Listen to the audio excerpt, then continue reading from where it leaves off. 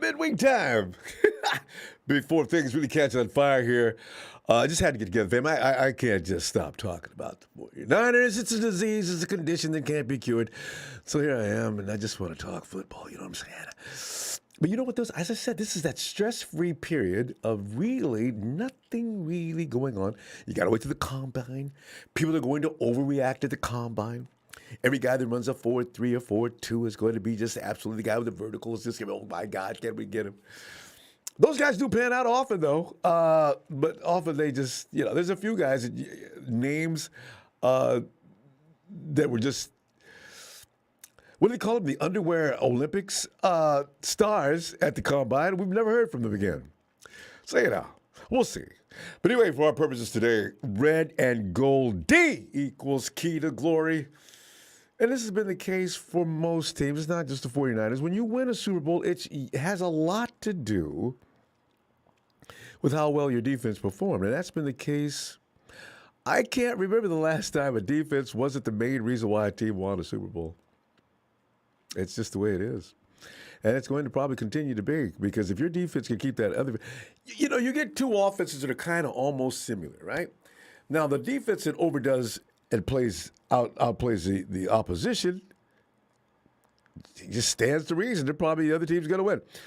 But the Niners, in spite of having one of the greatest offensive minds in the NFL today, and head coach Kyle Shanahan, have actually participated in the NFC Championship game 2 of the last 3 seasons, largely due to their bone-crushing defense. That, by the way, just got better and better and better as DeMeco put on more and more experience. He had his thinking helmet on all the time. And pretty soon, we'll get into it. But tonight, taking your phone calls to contemplate the Niners defense that has provided the team with efforts in their last 3 seasons to keep the club in the playoffs mix, and what to expect in 2022 under DeMeco Ryans. Even last year in 2020, when we looked like absolute slop, the defense was crystal. And remember, we didn't get eliminated in last year's playoffs. Oh, it took a little bit, right? So, yeah, hats off to the D. They have been the guys that have been steady the whole time. And this year, more than ever. Okay, real quick, though. All right. You know about the A-Rod situation, right? All the now classified as cryptic messaging that is being interpreted in many different ways, with the most popular being that, is A-Rod saying goodbye? Everything he said indicated a goodbye note. It just had a goodbye aura to it. He's thanking everybody. Why are you thanking everybody, A-Rod? You don't do that every year. You usually wait till the time comes back, till it's time to come back to the facility and say, hey, guys, what's up, man?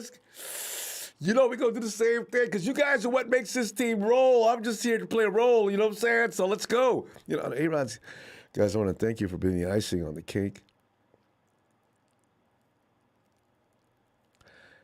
I know a lot of us have gotten excited about that. Say, oh, he's going to leave. We're going to get him. So, for you who do want Rodgers over Brady, and you're in prayer about this each and every night before you go to bed, do I lay me down to sleep? I'd love to hear from you. Are you, is this what you want? Are you thinking Rodgers is saying goodbye? He's going to come to San Francisco? And also explain why you feel so good about that possibility, and why you want to see a man who's become the Karl Malone and Charles Barkley of the NFL, having all kind of accolades and MVPs, but no rings, other than the one he got 11 years ago. It's just the way it is. It's a fact. But, it is your opinion that I want to hear from. Let's get into defense. So having a good defense in the NFL is extremely important, as we have seen most of the recent championships post strong defensive numbers.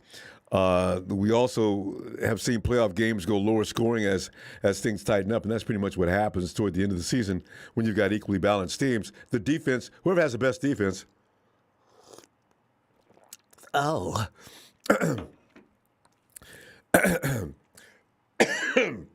Who has the best defense of numbers is using what? We also have seen playoff teams go lower scoring as things tighten up, as I mentioned, throughout the season. Defensive shifts in rankings are going to occur at a high rate. A defense that has to face 4 good offenses in a row might struggle in the rankings before their schedule eases up a bit. But in the NFC West, fam, you and I both know there's no rest. There is no rest. Hell no, there's no rest. You have to go through 6 times battling your ass off if you're the 49ers, and so do the other teams in the NFC West, for that matter. You can flip through all the NFL defensive stats columns all season long, but they don't really tell the whole story. They really don't. Which is why teams like the Cowboys and in previous seasons, the Patriots are an exception to this rule because the AFC North has been butt awful up until now. And the NFC East, come on, man. That's why you got guys like Texas boy talking about he quit being a Cowboy fan and trying to pretend like he's a 49er fan all of a sudden. So some teams are going to excel in one area of the defensive side, like defending the run, like the 49ers, who came the best at it in the closing weeks of the NFL season, or the regular season. Other teams might struggle against the pass, also like the Niners. Teams might also be struggling in the red zone or have a higher turnover rate than other teams in the league. Each week, though, rankings update, they reflect the current NFL stats, and that's just all there is to it. So, there's leans. This is why when you look at the Niners, don't sit down and applaud, fam. Stand up. Stand the hell up. They are very, very, they're really incredible. A lot of attention is always given to the offense, but the D. And I think John Lynch and the philosophy of the 49ers was to always keep a solid defense going at all times. And they've done a good job of that. The Niners D is why this team is who they are right now, and hopefully will continue to be. This past season, the Niners defense carried this team as far as it could. But the Niners' Achilles heel, we pointed to throughout the playoffs, was about the poor secondary. That proved costly. Cooper Kupp and Odell Beckham Jr. combined for 255 receiving yards on 20 receptions, crushing the Niners all over the field. Yet with all that, Rams madness just doing a number on us like that, the Niners might have won if not for a costly dropped INT by Kwaski. Now, here's the thing. You also say now if Odell doesn't go down in that game, it's more than 255 yards. But that drop, that may have been enough. See, this is what I'm saying about a defense. This is why on a game played that closely, there's no margin for mistakes. And if anybody who flinches the wrong way, you lose. We lost by 3 points. But never mind about that. There were too many small mistakes on both sides of the ball to put full blame on any one mistake.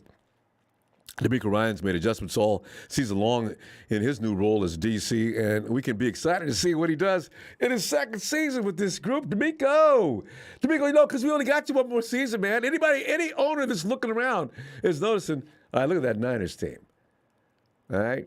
Now, the reason they do as well as they do has a lot to do with that defense keeping them in position to win those games. They do a minimal amount of effort on the offense. That's all they'll ever need. That's why when they blow teams out, it could have been a close game, but they probably still would have won.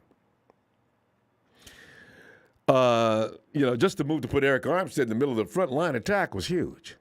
That made all the difference in the world.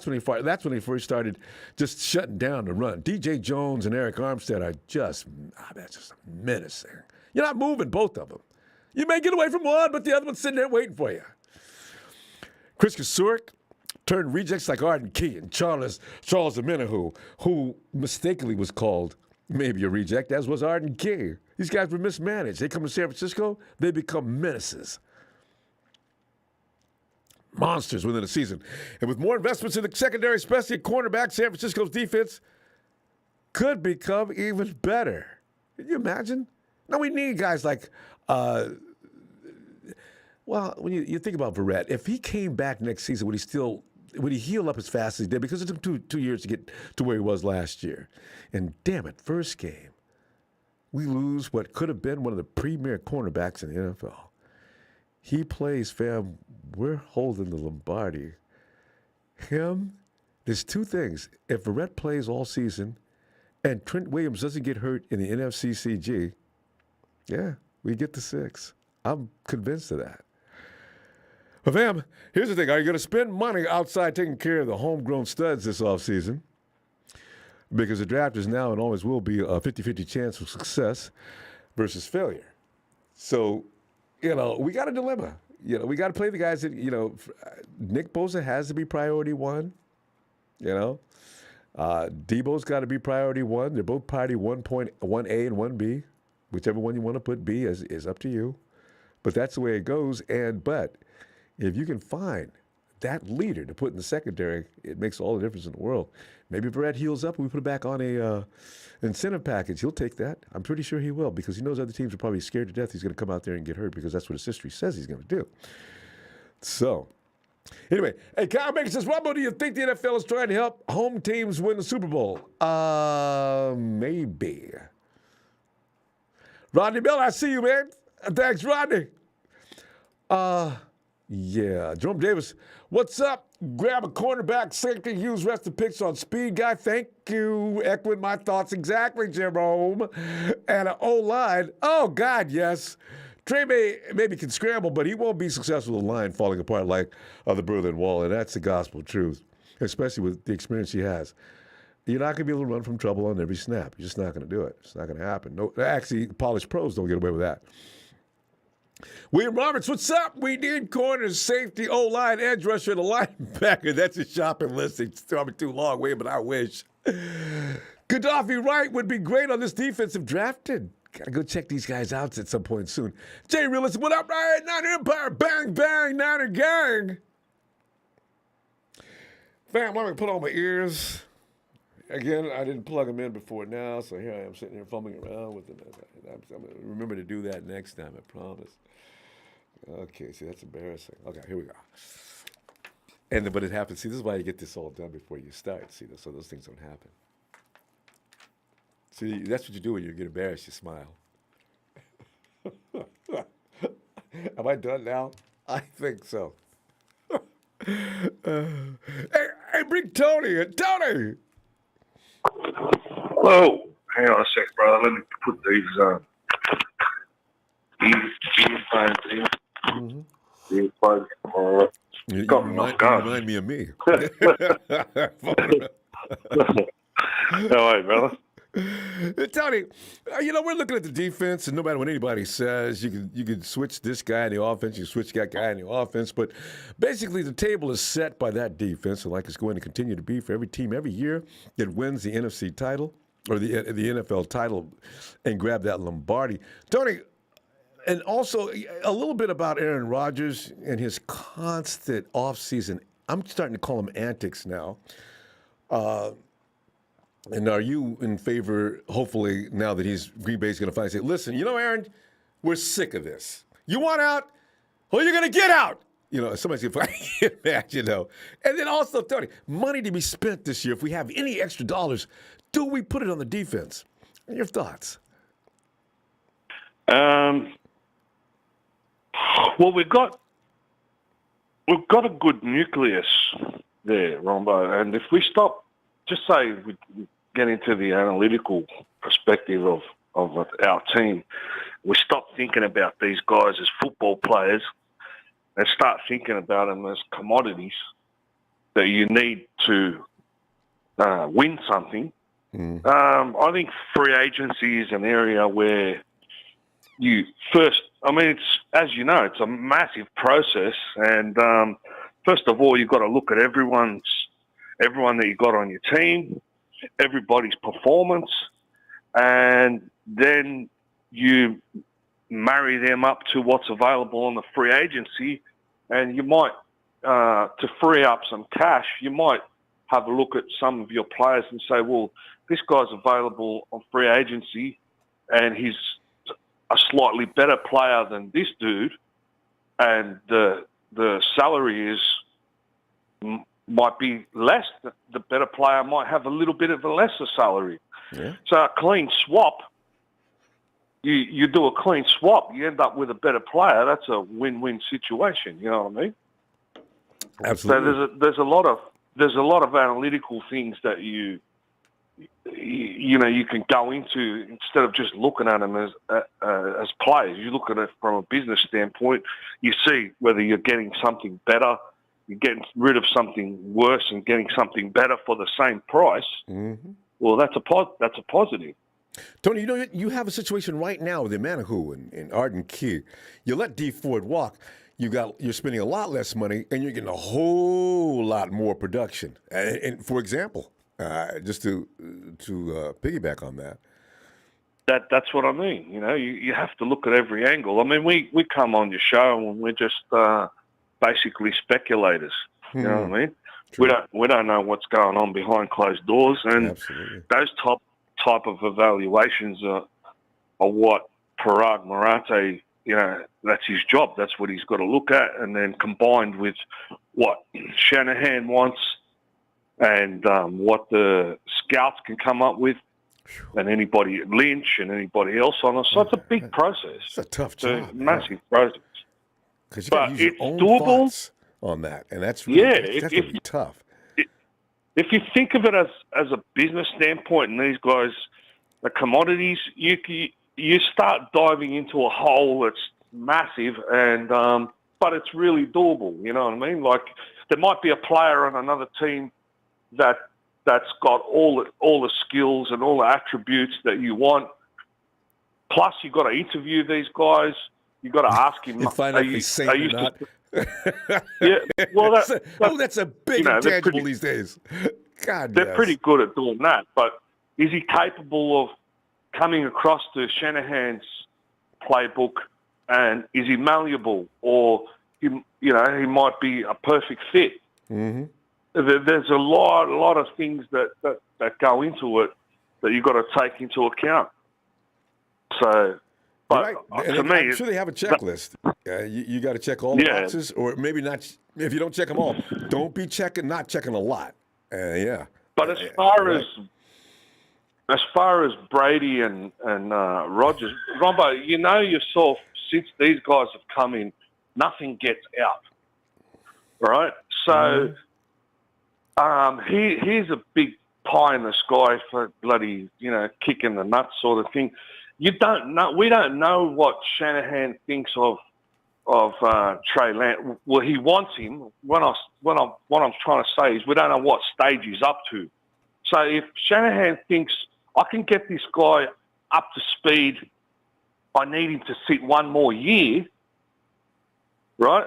Mm-hmm. Don't be surprised if they bring Brady over if he can get out of the predicament he's in with the things, and this guy then gets to sit behind Brady for another year, then comes out as a perfect quarterback after Brady's gone, and we kick off from there. So Tony, anything's possible at this stage. I agree.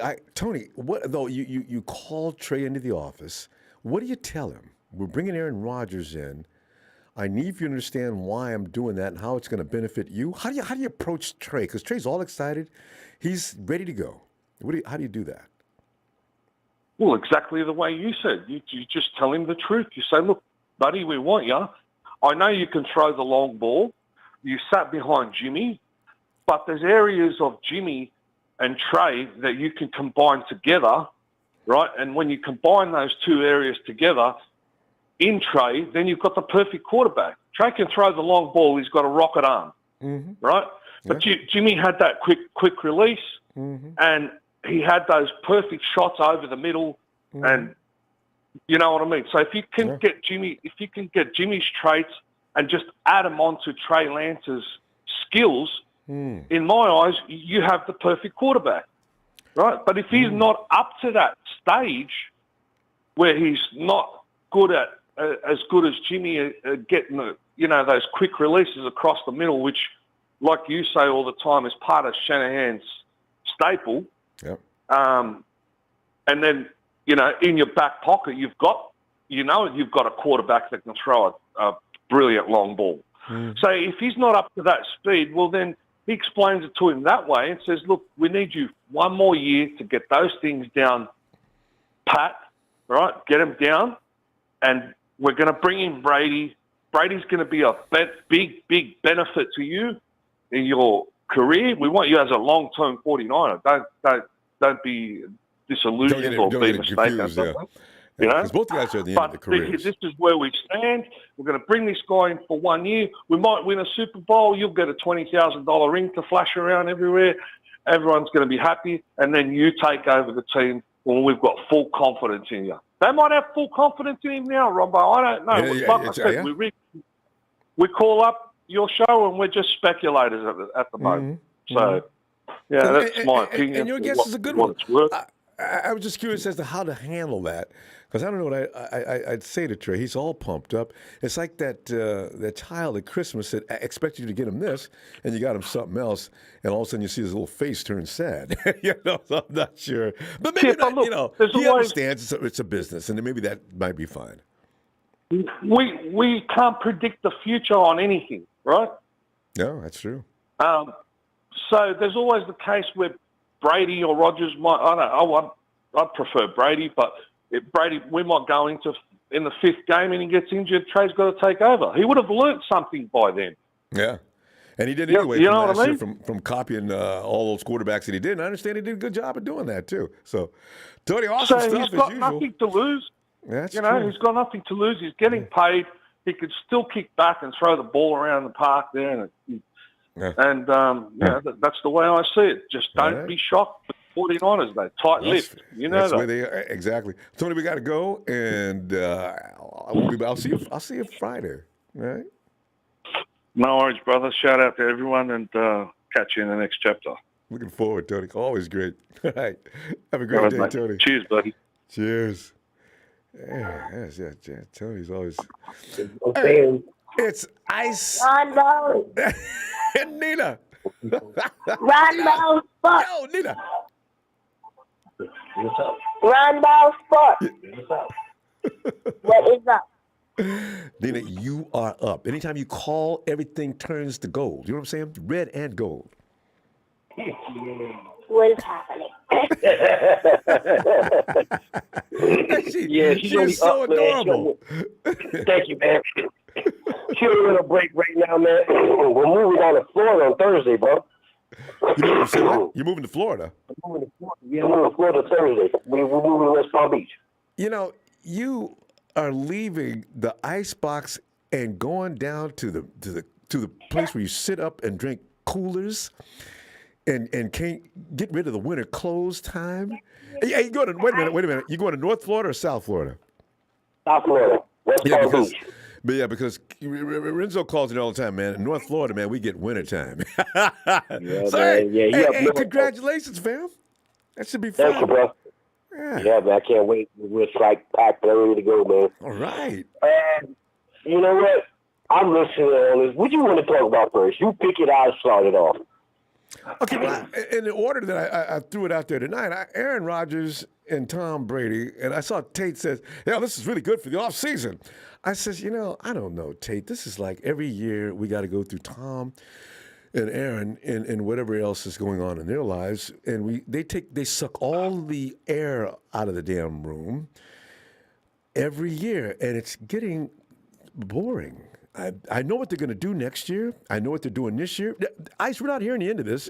Next year, even if Brady doesn't enter the league this year, next year, Tom Brady is talking about making a return to the NFL, and the 49ers seem interested. Here we go. So you can hit that. And then about the defense, as I mentioned, as well. Okay, let's start off with Aaron Rodgers. Aaron Rodgers, the reason why he's doing it, he's trying to get leverage to go where he wants to go. And he really has no leverage. Think about it. Okay. If he says he wants to go to San Francisco, Green Bay's not going to do it. We asked him before, he said no. If we ask him again, they're going to say no. They're not going to trade him to an NFC team where they're going to have to face him. And they really don't have nothing. And if they trade him, then they'll lose Devontae Adams right along with him. So that's out the question. Everybody got a fantasy land, it ain't going to happen. So believe it. And plus, his contract is so ridiculous, we can't afford him. We That have was to my give main him so much. concern. That's what I thought We about. got- Number one, I said, no matter what, ain't nobody 30 mil? Oh. 30 million, that's more than what Jimmy gets. Unless they're going to take Jimmy and maybe Plus a couple more players. exactly. So we're not going to give up. We're not. That would be the most foolish trade the 49ers would do. To trade for him because we will lose more pieces to what we already have. It ain't worth it. It's not worth it. It's not. And you're going to You know what I'm lose. saying? You're going to lose either Debo, George, or of course, everybody's Bosa. Warner, you lose anybody. You know what I'm saying? And we're always set in stone on what we got. We don't need to salvage our future for maybe 1 or 2 years. He's such a baby. We're bringing more unnecessary nonsense to what we already have. You see what he's doing off the field right now. Those antics he's pulling right now. So do we want that coming to our stage or our locker room? Let's think about that. No, we don't. I think Aaron does this so he can get out of spring training. He didn't go to camp last year. He shows up a few days before it's time. This could be a well thought out plot by Aaron Rodgers to get out of preseason training.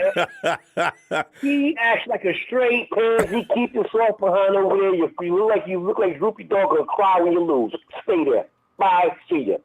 Tom Brady, he's not coming. He's retired. That man Giselle's telling him, "Yo, bro, you call retirement. I'm divorcing." He's not playing no more football. So everybody got that fantasy too. That's another thing. So that ain't those two subjects. That's just a waste of breath, waste of fresh air. It's just media nonsense. Let me run this past you real quick, though. It seems that there was some falling out in Tampa Bay with Tom, and that is the reason why he said, I'm out of here. And his only option was to retire because Tampa Bay owns rights to him, right? Now, Correct. That may mean that Tom didn't really want to stop playing football as much as he wanted to get the hell up out of Tampa Bay. And if that be the case, I don't know where that would go, but yeah. He's not going to convince.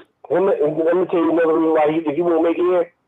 Him and Kyle will kill each other on the sideline. End of story. I agree. I fully agree with that. That's not going to happen. No. Kyle wants what he can work. He's setting away. We don't need that. That's just more unnecessary aggravation and more drama. Okay, the kid's ready to go. Let the kid play. Period. End of story. Yeah. That's what Kyle Shanahan wants. He wanted him on day one. All he's been talking about is Trey Lance since the end of the season, since he lost the playoff game. So we already know where Shanahan's brain is at. So we're not even going to discuss that anymore. Fans, nation, leave all that nonsense alone. It's just nothing but talking drama. Our defense, there's a kid that's coming out of college from Cincinnati, Kobe Bryant. What? Kobe Bryant. Kobe Bryant? The quarterback. Kobe, his name is Kobe Bryant, Cincinnati Bearcats, one of the top DBs in the nation. Yeah, I heard this name. The kid's got a 40-inch leader vertical. He runs for 40 like 4'3". Uh-oh. He's like 200 pounds, 6'1". The kid's a physical specimen. He plays physical on the run, and he plays the ball like a wide receiver. He's got a lot of picks. The kid's a bomb. He can ball. He will be available. Big Show, you listen. I want to hear your take on this. Ice has found somebody. Go ahead, Ice. Now, I'm going to tell you, everybody needs to look at his tape. All these other guys are good, but most of them are not good in run support. You got to have a DB just because he can cover. You got to be good in run support, too. Yeah, you got to remember size. Remember that. We can have all the DBs in the world that can cover, but if they're not good in run support and they can't tackle, we got a problem. Yeah. So a lot of guys are good like that, but they cannot tackle. But even if they get beat, they can't make the tackle. We need guys like that, both. So this kid Kobe Bryant has the total package. Don't be surprised to see him off the draft board. He's a classic Lynch player. He's a perfect. I guarantee Lynch will grab this guy. I believe he's going to grab him because he's a typical Lynch player. Did you see the round projection? The draft round projection? Did you see that? Draft projection. Yeah, we're like 30-something, then 61, and then they're like 70-something. Those are his predictions? Yeah. So, no, he's around 30th. His projection around in the 30s. because they're going to take all the top guys that get on the press. He got a lot of press when he played in the championship, and he balled out. So the kid can play. This kid can play, man. He won't fail. Real grabs him going to get a jewel. Trust and believe. Jacoby Tart, everybody, I'm going to fence with him, and I'm going to fence with D Ford. If they bring back Tart, then he's going to have to take the bare minimum because he's going to prove himself. He's going to give him triggers, he's going to prove himself. That's the best thing they can do for him. D Ford, you're going to play him the same way too. Let him play it out. Because if you release him, somebody's going to pick him up. It's going to happen, guaranteed. And he'll play. He's going to play again. He'll play coming up. Our defensive line, Arden Keith, we're going to keep him. We're going to keep him, guaranteed. Because the one thing you notice about our defense for the past 5 years, everybody, they have been solid. We make good. Rich makes good, solid picks when it comes to defense. So we had to have. I have very big faith in John Lynch when it comes to the defense. There you go. Offensive side, yeah, I'm not really worried about anybody else. But when it comes to all these numbers and all this nonsense, the most important thing right now is that if we relieve the loss of Jimmy through the trade and get what we can out of it, and just use the money to re-sign our main ingredients, which is Tomlinson. The homegrown stuff. Exactly. We're going to need to stop here. Listen, I'll be back Friday, and let's see what develops, because there's going to be more rumors and conjecture and madness. So anyway. Ronbo, like and subscribe. Ronbo, like I said, man, gang, man, check out this kid, Kobe Brown out of Cincinnati, man. I'm telling you guys, going to be shocked. This kid. Trust and believe, mark my words. Neither Wednesday night. All right. Ronbo Sports. Hey, Nina. Have a good night. All right, fam. You and Nina have a great night. All right, man. Love you, man. Hey, love you back, fam. Talk to you shortly. All right. And let's go check. Hey, the law is in the house. Brian!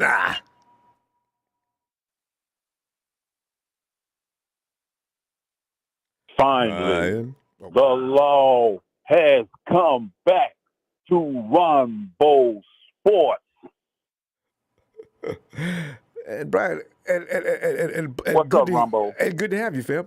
Yeah, we're going over the how the defense has become for a team that was supposed to be blessed with an offensive guru. It has been about the defense that's pretty much kept the 49ers in position to do the things they've been doing. Being in the NFC CG for the last two out of 3 years, that's a hardcore accomplishment, and ain't many teams that can say that.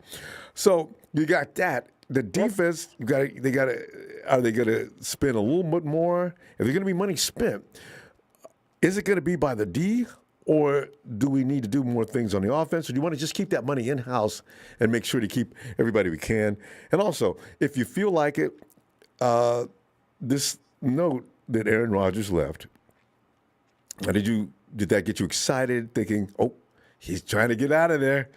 Do we get him? And because this is ongoing. I set up a poll in Twitter. I want to see how many people are taking this seriously. Do you really think Aaron Rodgers needs to come to San Francisco? And this is basically what the question is, even if he wiggles his way out of Green Bay like he's been doing for the last 3 years. Ronbo, I'm gonna say this, and I'm gonna say it one time. Until he puts pen to paper, don't believe the hype. Like Public Enemy used to say, don't believe the hype. All it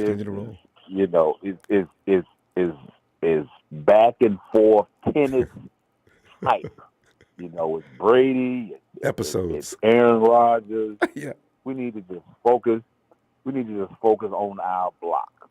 Focus on our yard. Control our yard. Control our hood.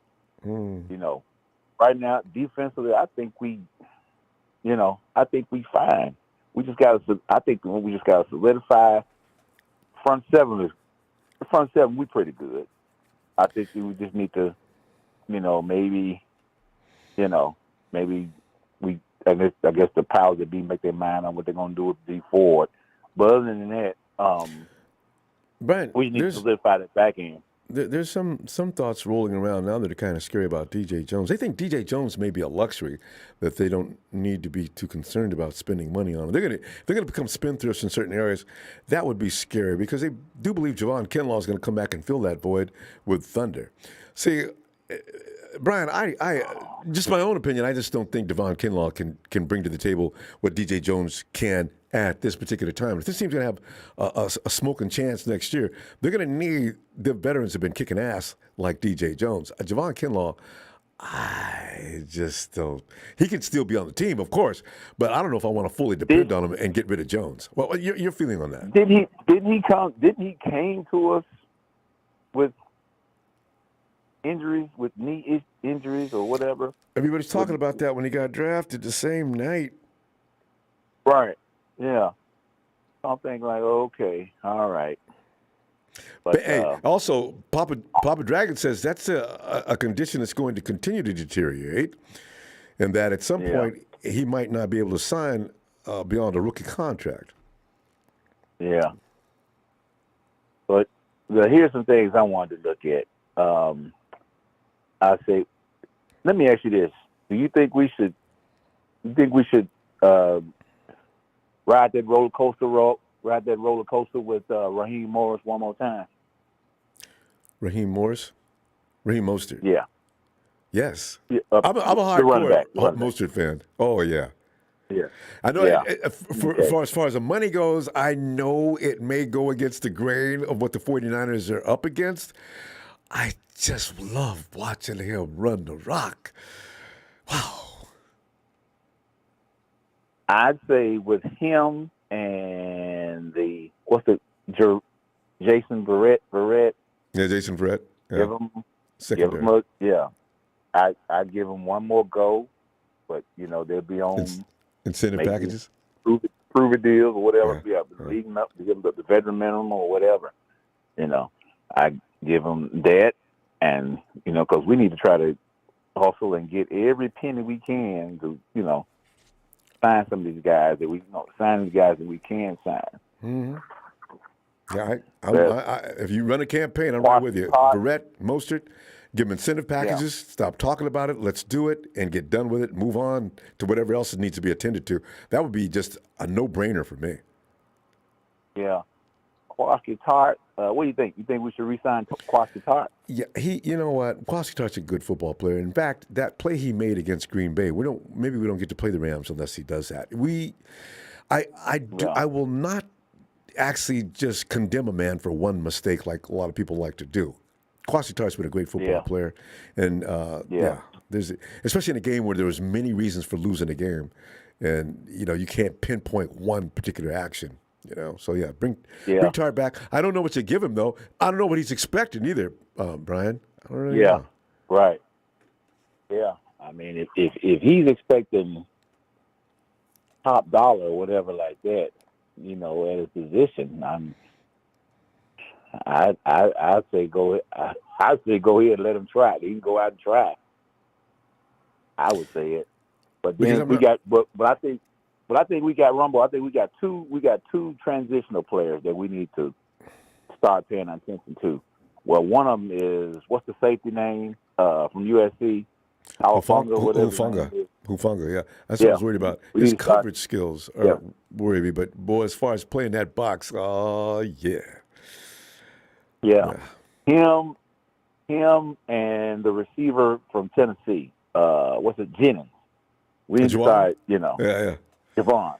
Yeah, Jennings. Yeah, we need to start looking at, maybe look at him as a third, the slot, that slot receiver or what have you. Yeah. We need to start working him more. That I would say. Yeah, he proved himself. He's then looking back he's not going to be expensive though.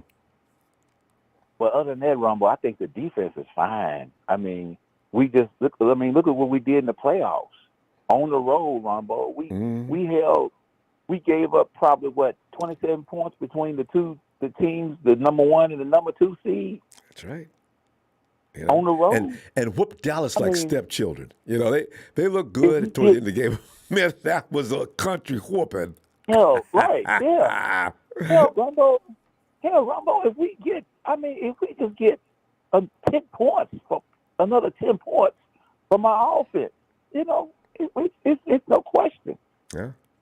Even in the NFC Championship, you know, if we just get a score, if we just get a score, you know, I mean, if we out there scrapping, I mean, we literally scrapping. You know, they had to struggle. You know, Dallas had to struggle. Green Bay, we practically shut them out. Yeah. But see, that's the thing. The Rams, the Cooper Kupp, and OJ too, and OBJ, that was more than we were ready for. And for some reason, the Rams muscled up in their offensive line and held our defense to, you know, they didn't hold our defense completely, but they did a pretty good job this time. And Stafford was able to get those throws off. So, yeah, you know, it's. Yeah. Well, I'm gonna say this: Cooper Kupp, he needs to enjoy this year. You know, he had a good year, but next year, everybody got the playbook on him.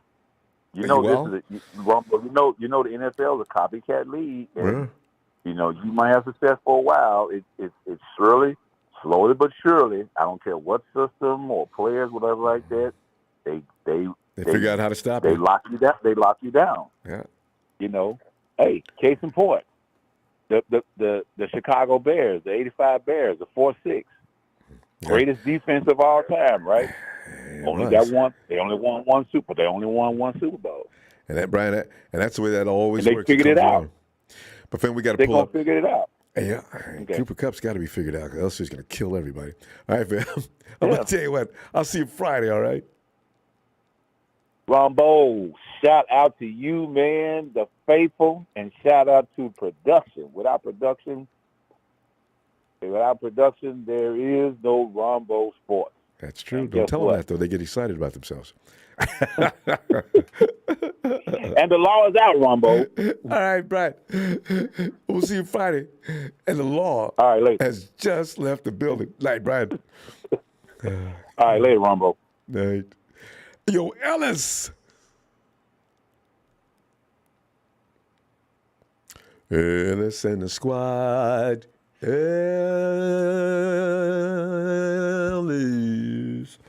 I will come back to you, Ellis. Hey, KC.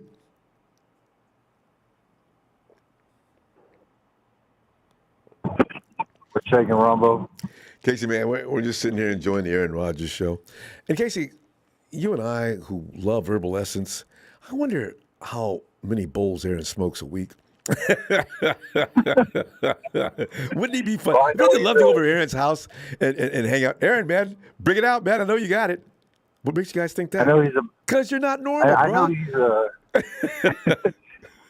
he's a big whiskey drinker, Ronbo. He drinks 3 fingers. Is he? Yeah. I ain't into whiskey drinking, man. He probably had 4 or 5 fingers after the Niners were done with them. You know, boozing. Aaron does. His face does look like he likes to booze, though. Now that you mention it. But anyway, Aaron Rodgers has wrote another one of his season-ending notes, or left a question mark over Lambeau. Message, yeah. Yeah, you know. I said, Aaron, why are you doing this? Why can't you just? Why? And I just think keep he wondering comes back to Green Bay. Yeah, he does. You know, I mean, he's played there so long. You know, I mean, you got to be kind of crazy to play out there for that long. I don't, you know. To begin with. Yeah. You know, so you must love it. You know, every time you walk around town, everybody knows your name. I'm sure everybody. He wants to come to the 49ers. I'm sure he wishes he, back with that. So. Casey, do you really think? Give me a reason why you think that's true, though, because I'm wondering about Aaron and his want to come to San Francisco anymore. A few years ago, for sure, he did, but I'm wondering at this point in his career, does he really want to come back to San Francisco? Yeah, I think so. I mean, you grow up a fan of the 49ers, and and wonder why they missed you in the draft. Give it up. Yeah. But yeah, man, I'm set on Trey. You know, I mean, I'm not worried about that. I'm not worried about Brady or Wayne Gretzky, whoever these people come up with. I really wish people stop. Brady he's not playing. Brady's had enough. If nothing else, he's not playing this year. You know, the guy wants to take a break. His family says stop it, and they're done for now. I don't know. It may change. Giselle may say, you know, Tom, why don't you, in the house, you're not good. Why don't you just go back and play football in order to save our marriage? You know, I don't know. You know, maybe Tom's a jerk at home too much. Anyway, hey, and also, the money that's going to be spent, if there is any surplus cash in this offseason, where are you going to put that? Are you there's probably no surplus cash. You got to make some cuts if you want. Is there anybody that you'd want, position-wise, or any position you want fulfilled on that defense? Because that defense has been the whole reason why the 49ers are just the badasses of the last 3 years, actually. Even last year, we sucked. The defense was keeping us on the table until we finally got mathematically eliminated, which took a long time. So what are you thinking? Yeah, I'd like to see them keep Brett. I mean, I thought Brett was really, their best cornerback when he was there on the field. And He was, no doubt. I thought he just did a really, really good job of reading plays before snap and adjusting mid-play. I think it'd be a real big mistake to let him go. They kind of got him for a bargain last year. For $5 million, and I know he got hurt first week, but I mean, I know, they could, get him to that again. He'd be worth it. He'll be in Seattle overnight. As soon as the 49ers release him, he'd be in Seattle maybe that evening. And I keep DJ Jones, and I think Jimmy Ward has been taking cuts and stuff just to stay in San Francisco, if I'm not mistaken. So, I think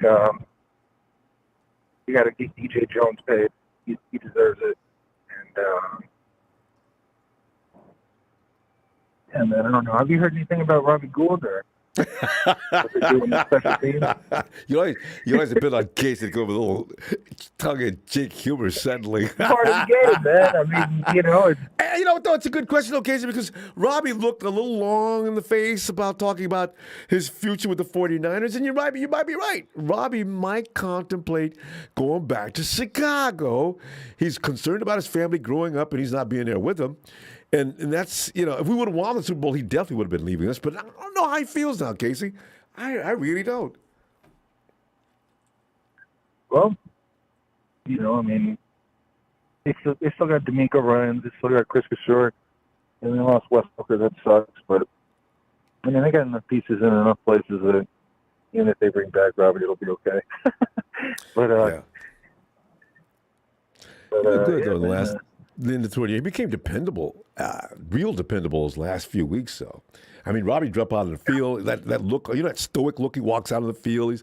He's kicking, warming up his leg, and the ice water starts pumping through his veins. Oh, yeah. Ronbo, those few pregame moments of the playoffs really changed my idea of what I thought of Robbie Gould. Because he's out there just practicing right in front of the Rams and stuff like that. I thought that was great. I loved it, right? Yeah. And that antagonized one jerk named Jalen Ramsey to the point where all of a sudden, say, man, you thought you was funny over there working out in front of us? Hey, listen, last I checked, you don't own this stadium. I can hear Robbie saying something like that. I think kickers are the best kickers are actually usually pretty funny too. You know what I mean? Biggles kicker, he's cool. Like David Akers, at the NFL draft when he goes up and he's like, "Hey, Dallas, you guys won a playoff game. These guys weren't born yet."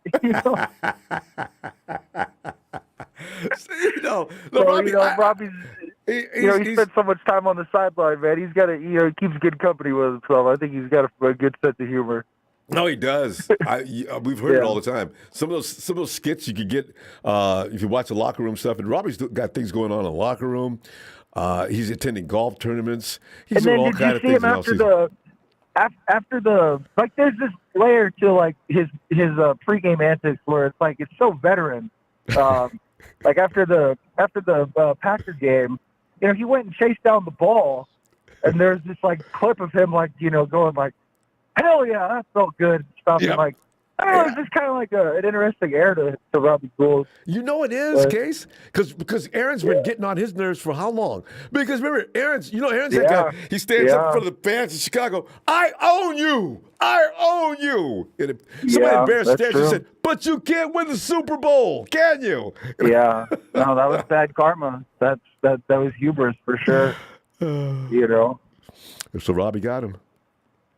Yeah. So you know. Well, anyway, Ronbo, I just want to give a shout out to a girl I met at the jacuzzi at night, Rachel, for tuning in. Shout out, Rachel. She told me she was a Niner fan. I was like, oh, you fucking with that Ronbo Sports? So, all right, Ronbo, I'll let you go, man. I love it. Casey, I love the way he shares everything with us. Casey, that was awesome, man.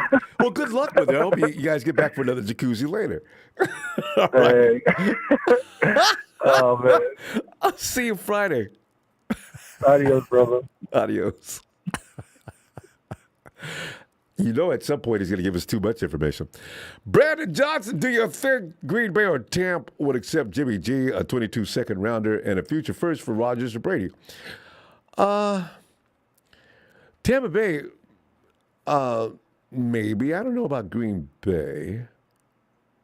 You know? Yeah, giving away more assets. Brandon, do you think the 49ers are actually of the mindset that they want to give away any more draft picks? So, although the Rams may have started a new trend, maybe the 49ers are in. There may be several teams that are in on the Rams fashion of don't worry about next year. It's all about right now. Maybe. Brandon, I don't know. Hey, Bethel.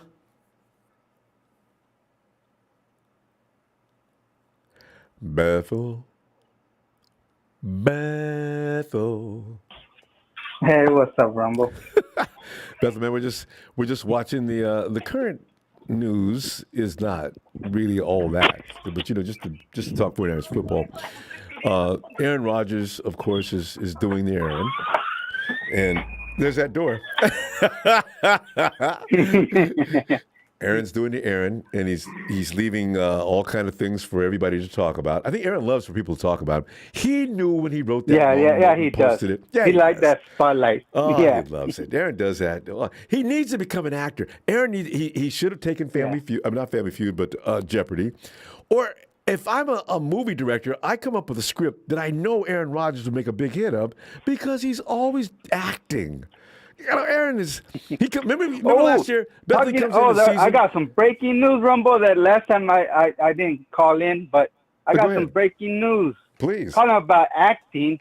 I heard that the Rams are suing the actors for not filling up a high school stadium when they had the rally for the Rams when they were going to the Super Bowl. Because they couldn't, the actors didn't show up, and they couldn't fill it up. So that's why we saw those tiny crowds, because of the fact is they breached on the contract. They were supposed to show up in droves. Yeah, they did. Those people were paid. God, I love it. Yeah.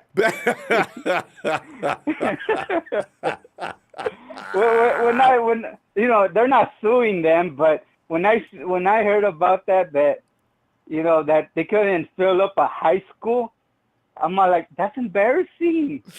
I didn't even check it out. If you're a fan base, you can't even fill up a high school? It's you know, I heard about it. I didn't know if it was serious or true or not, but maybe said there was a sparse crowd out there. No, it was true. To celebrate. But in Marketing Pro, were you in attendance? See, I think Rudy was out there. He probably wasn't. Maybe it wasn't either. You know, No, Ronbo. Marketing Pro lives in Alaska. Oh, okay, so for sure he wasn't there.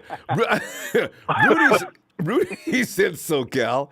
So if Rudy wasn't there, Rudy, don't let me find out you didn't. Rudy, come in. Hey, Rudy, tell us whether you were at that parade or not. That's hilarious.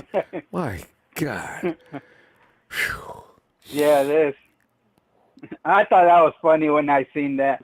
You know, but Rudy lives underground.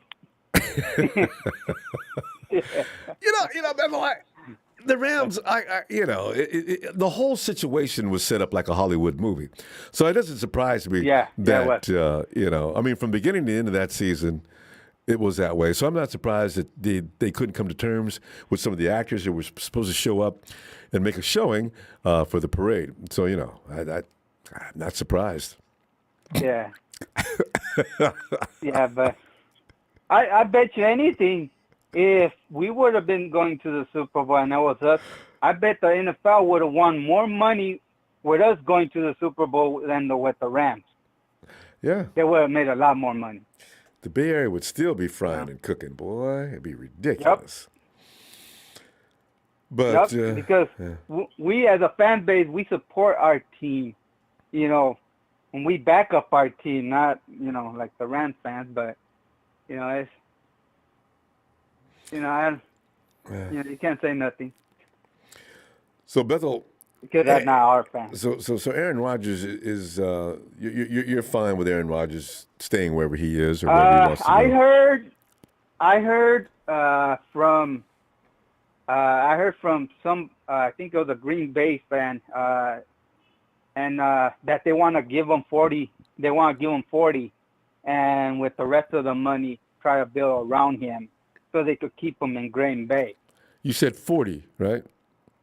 Yeah, 40. Because, they want to give him 40. And I understand that because if Dak Prescott's getting 40, there's about 14 other quarterbacks that should be getting 40.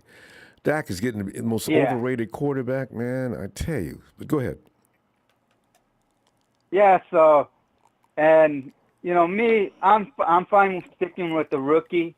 I'm fine with him because, if our coach Kyle, he's hard headed. He gets to Ronbo, he ain't overrated. He's perfect for Dallas. My bad. He's perfect for Dallas. I wish I would have said that. Where is Texas? Texas boy quit. But go ahead, Bethel. Yeah, and I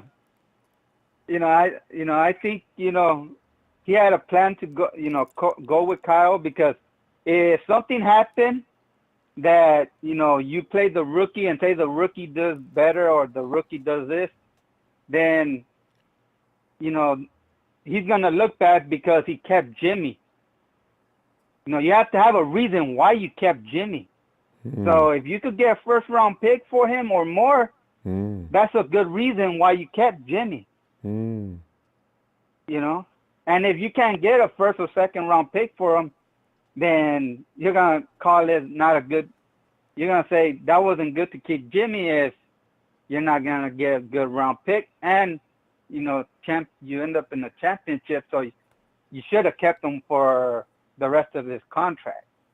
So, you have to have a good reason why you kept Jimmy. You know how the 49ers are always being real quiet and making people wonder what they're thinking and what they're doing? A little bit one reporter says the 49ers haven't fully made up their mind about that situation. I don't know where he got that from or was that off his own keyboard, but that's pretty interesting that he said that. And I says, yeah, they have. They made that mind up last year. But anyway, that's neither here nor there right now. Yeah, they did. But go ahead. And then also, if you should notice that, when we start playing football again and Trey is in there, a lot of teams are not going to take Trey seriously. So if you don't take somebody seriously, what happens? You get your ass whooped. Yeah. So we might surprise a lot of NFL teams with a lot of good wins because they think Trey is not going to do good, or they're not. The team is not going to do good. Don't have any real book on him. Don't know what his tendencies are. Yeah. Or anything else. Yeah. Yeah. So. Yeah, because you only have a little bit of tape on him, and that's not good enough until you put him into a whole season where you might get surprised and we might go far because people don't have a lot of tape on them. Once they have a lot of tape on them, look at like Patrick Mahomes. They have some tape on them, and you know what to do.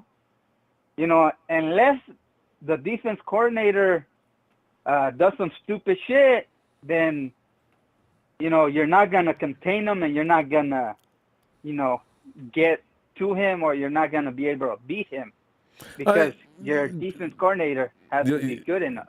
The other thing is, Bethel, a lot of the rookies last year, you just do things to people with inexperience that works. And maybe, like you're saying, though, maybe the things that you do to beat a rookie up won't work against Trey, and that's something we need to hope for. So maybe he'll look more like Patrick Mahomes in his first season. But, Bethel, we're going to run out of time. How about we see you Friday and keep that door. Don't put any oil on that door, Bethel. That your entrance. That's your entrance. That door closing. I'll see you Friday. Because I want privacy, so I could tell you what I need to tell you, so you won't hear nothing in the background. I love it. I'll see you Friday. Okay. Oh, and another thing, this draft, they said this is the most defense draft on the draft. So if they need good defense, this is the one. There's a lot. You're gonna probably get some good premier defense guys in here.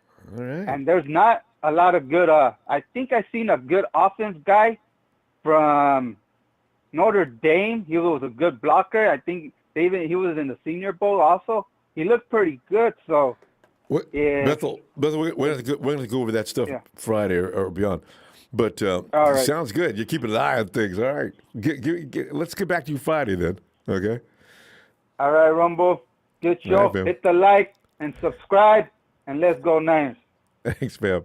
I'll talk to you shortly. All right. Night. Good night, Ronbo. Hey, yo, Ellis.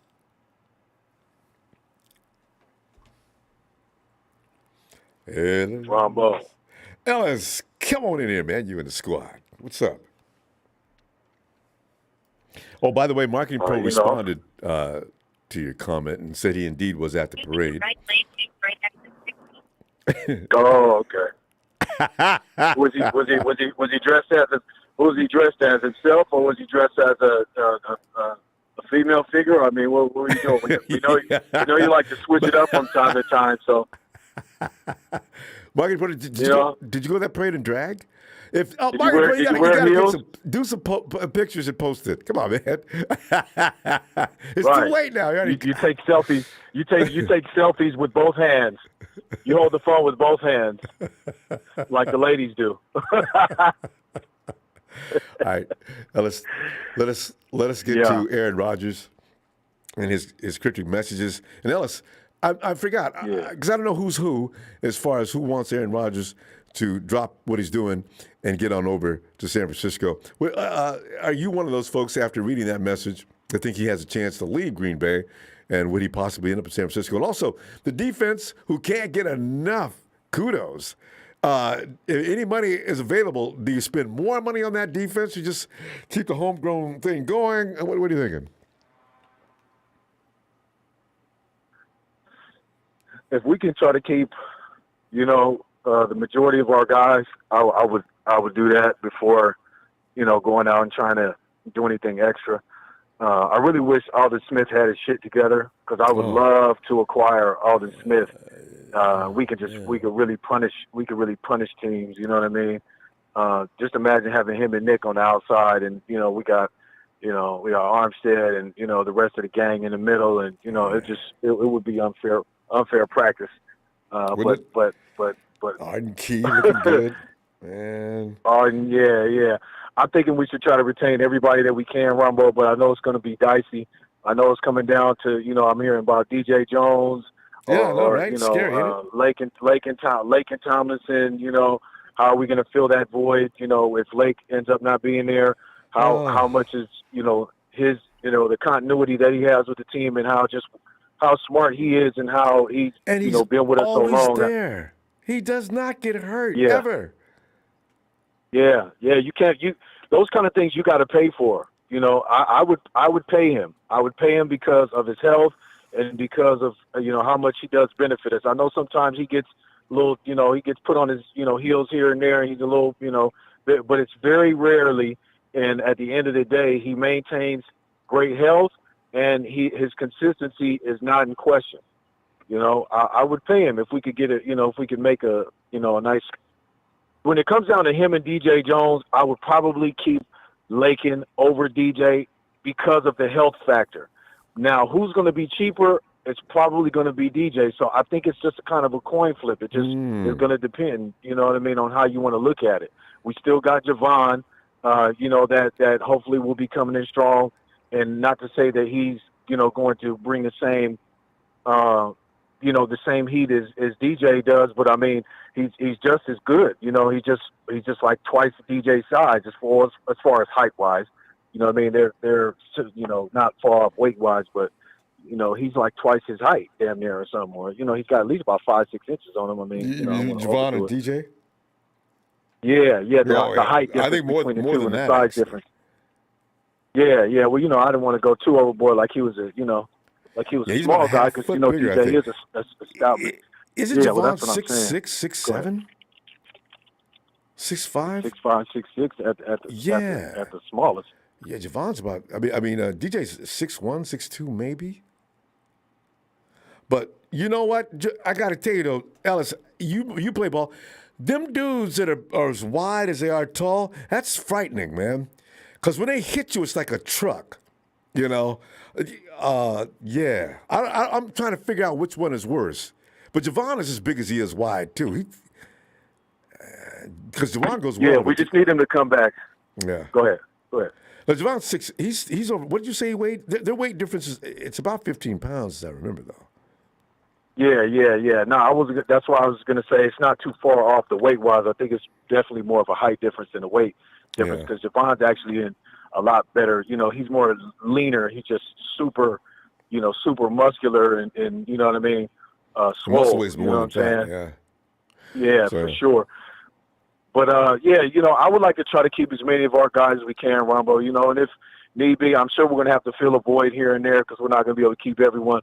I'm worried about the linebacking thing. I keep hearing. I seen something about us, you know, possibly, you know, sending Dre Greenlaw to the Cowgirls. I know, right? You know, for a draft pick. No, don't believe that one. Ain't no way the Cowboys would do it. I mean, if we're not to do a deal with the Cowboys, not with no position like that, I don't believe it. Yeah, and we. I mean, who do we have in our linebacking depth? If we only got Dre Greenlaw and we re-sign Aziz, who the hell do we got? We still got Ninzata, Foles. That's all I can know of. Yeah, Flan, which Flan is good, but that's it. That's it. And I don't think Ninzata, I think he plays D-line. I don't think he even plays linebacker, right? Yeah, Ninzata. He hasn't caught any snaps. He plays special teams. Yeah, he's more of an outside linebacker. Special teams guy. Yeah, and special teams, yeah. Okay. Yeah, so that's what I'm just saying, you know, because then if not, we're going to have to get a linebacker in the draft. You know, if we end up bidding sending off one of our guys or not re-signing Aziz, we've got to make sure we keep some fresh, you know, healthy linebackers in there because once one goes down, we need one to fill. And that's what happened last if year. Another one goes out, and if another one falls, then we need another one. So we've got to have some more depth since we got rid of Jonas Griffin, which was going to be a really promising, linebacker for us. I'm still kind of sad we got rid of him. Up. I was just saying, maybe Jonas will be back we again. sent him to Denver for a 6th round. Oh, that's right. We got a pick out of him. He was undrafted, you know what I'm saying? And what kind of season did he have in Denver? Round out of him. And that was just from preseason play. We didn't even get to see him actually play in the damn season. You know what I mean? So they already knew what was going on, but he was showing such great signs in the preseason and then in camp. You know, it was like, you know, they were probably looking at him when we had gotten together, training camp and stuff like that. They was probably already looking at Jonas. But we'll see what happens. The Aaron Rodgers sweepstakes, I'm not buying it. Aaron's going to stay in Green Bay and take that 40 if he can get it, so he can close out. I don't think he wants to leave, like that. And, he's going to retire. He's not going to come play for us. I agree. Unless he's willing to take that $9 million that's left on his contract. But we're not about to, break the bank for Aaron Rodgers. Future and every dime we got. Exactly. Hell to the no. We got to see you Friday, but great contribution as per usual. All right. Always, family. I appreciate you. Thank you, and then shout out to production, man. Make sure y'all hit that like and subscribe. Wipe your feet, Marketing Pro. I think he left some. I know you ain't came in the chat or came in on the phone or anything yet, but I think he left some dirt. I'm seeing dirt around here. You know what I mean? So we're keeping it clean around here. You know what I mean? And Yeah, man. Shout out to the faithful, man. Love y'all. You know, and it's for life. You know, All right. Brother Ronbo. Thanks, Much love, family. All right. Back at you, fam, and the squad. All right, fam. Yeah, See you go Friday. Niners, man. Go Go Niners. Niners is right. Okay, fam. All right. Peace. And Jack Jones, to piggyback on what Ellis just said, Rodgers is retiring tomorrow, as rumor would have it. G.I. Jones. Thanks, G.I. Jones. And, hey, Jason.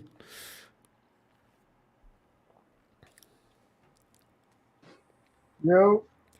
Jason, come on in, man. We're talking Niners ball, you know, because Aaron Rodgers providing things to talk about like he likes to do. And I thought I'd take today off mainly, though, to talk about and applaud the defense, the 49ers.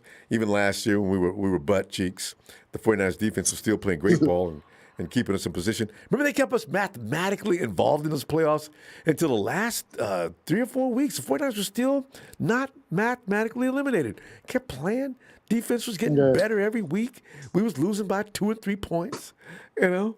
Yeah, And then and as I say, and then Aaron Rodgers, if you want, you can spend all your time on anything. You don't have to talk about it if you don't do it. I just mentioned Aaron because Aaron's out here leaving these long messages, getting attention.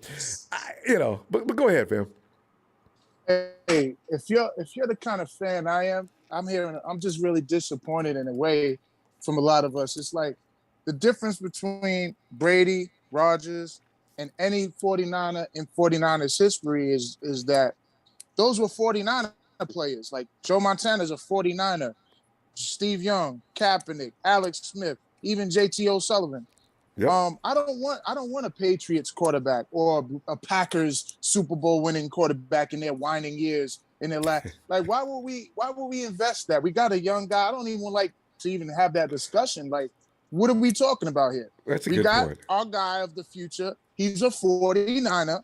Like, that's why I didn't want Peyton Manning. Remember when Harbaugh went through the back door in the helicopter? Him and Hawk went out somewhere in North Carolina and met up with Manning. I didn't want Peyton Manning. Like, what are y'all willing to do? Anything for a ring? I don't want to do anything for a ring. You know what kind of bragging rights that would be for?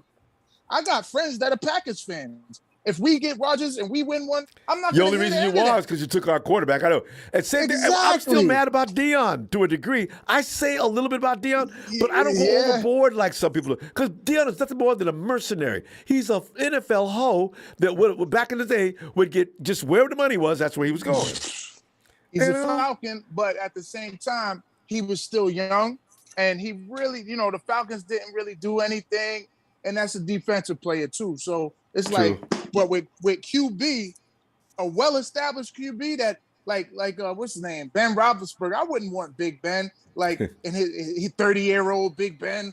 No, we need our own quarterback, somebody that's a 49. I'm just like that. It might be like a little ticky-tacky for me, but I don't want no other team's QB. And Jason's not going to take a shot at you Tampa Bay fans that we're delighted to see Tom Brady come. Shots fired. Shots fired. Yeah, because now watch what's going to happen. No Brady, no relevance. They're going to be back to obscurity.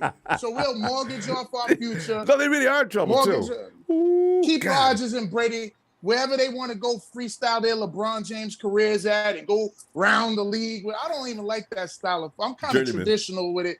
Like, this is our squad, things like that. Yo, Dak Prescott's a free agent. Keep him. He's a Dallas quarterback. I don't want him. He might get us a Super Bowl, but guess what? I won't hear the end of it from my friends that are Cowboy fans. Yeah. You know what I'm saying? But I wanted to touch on the defensive backs.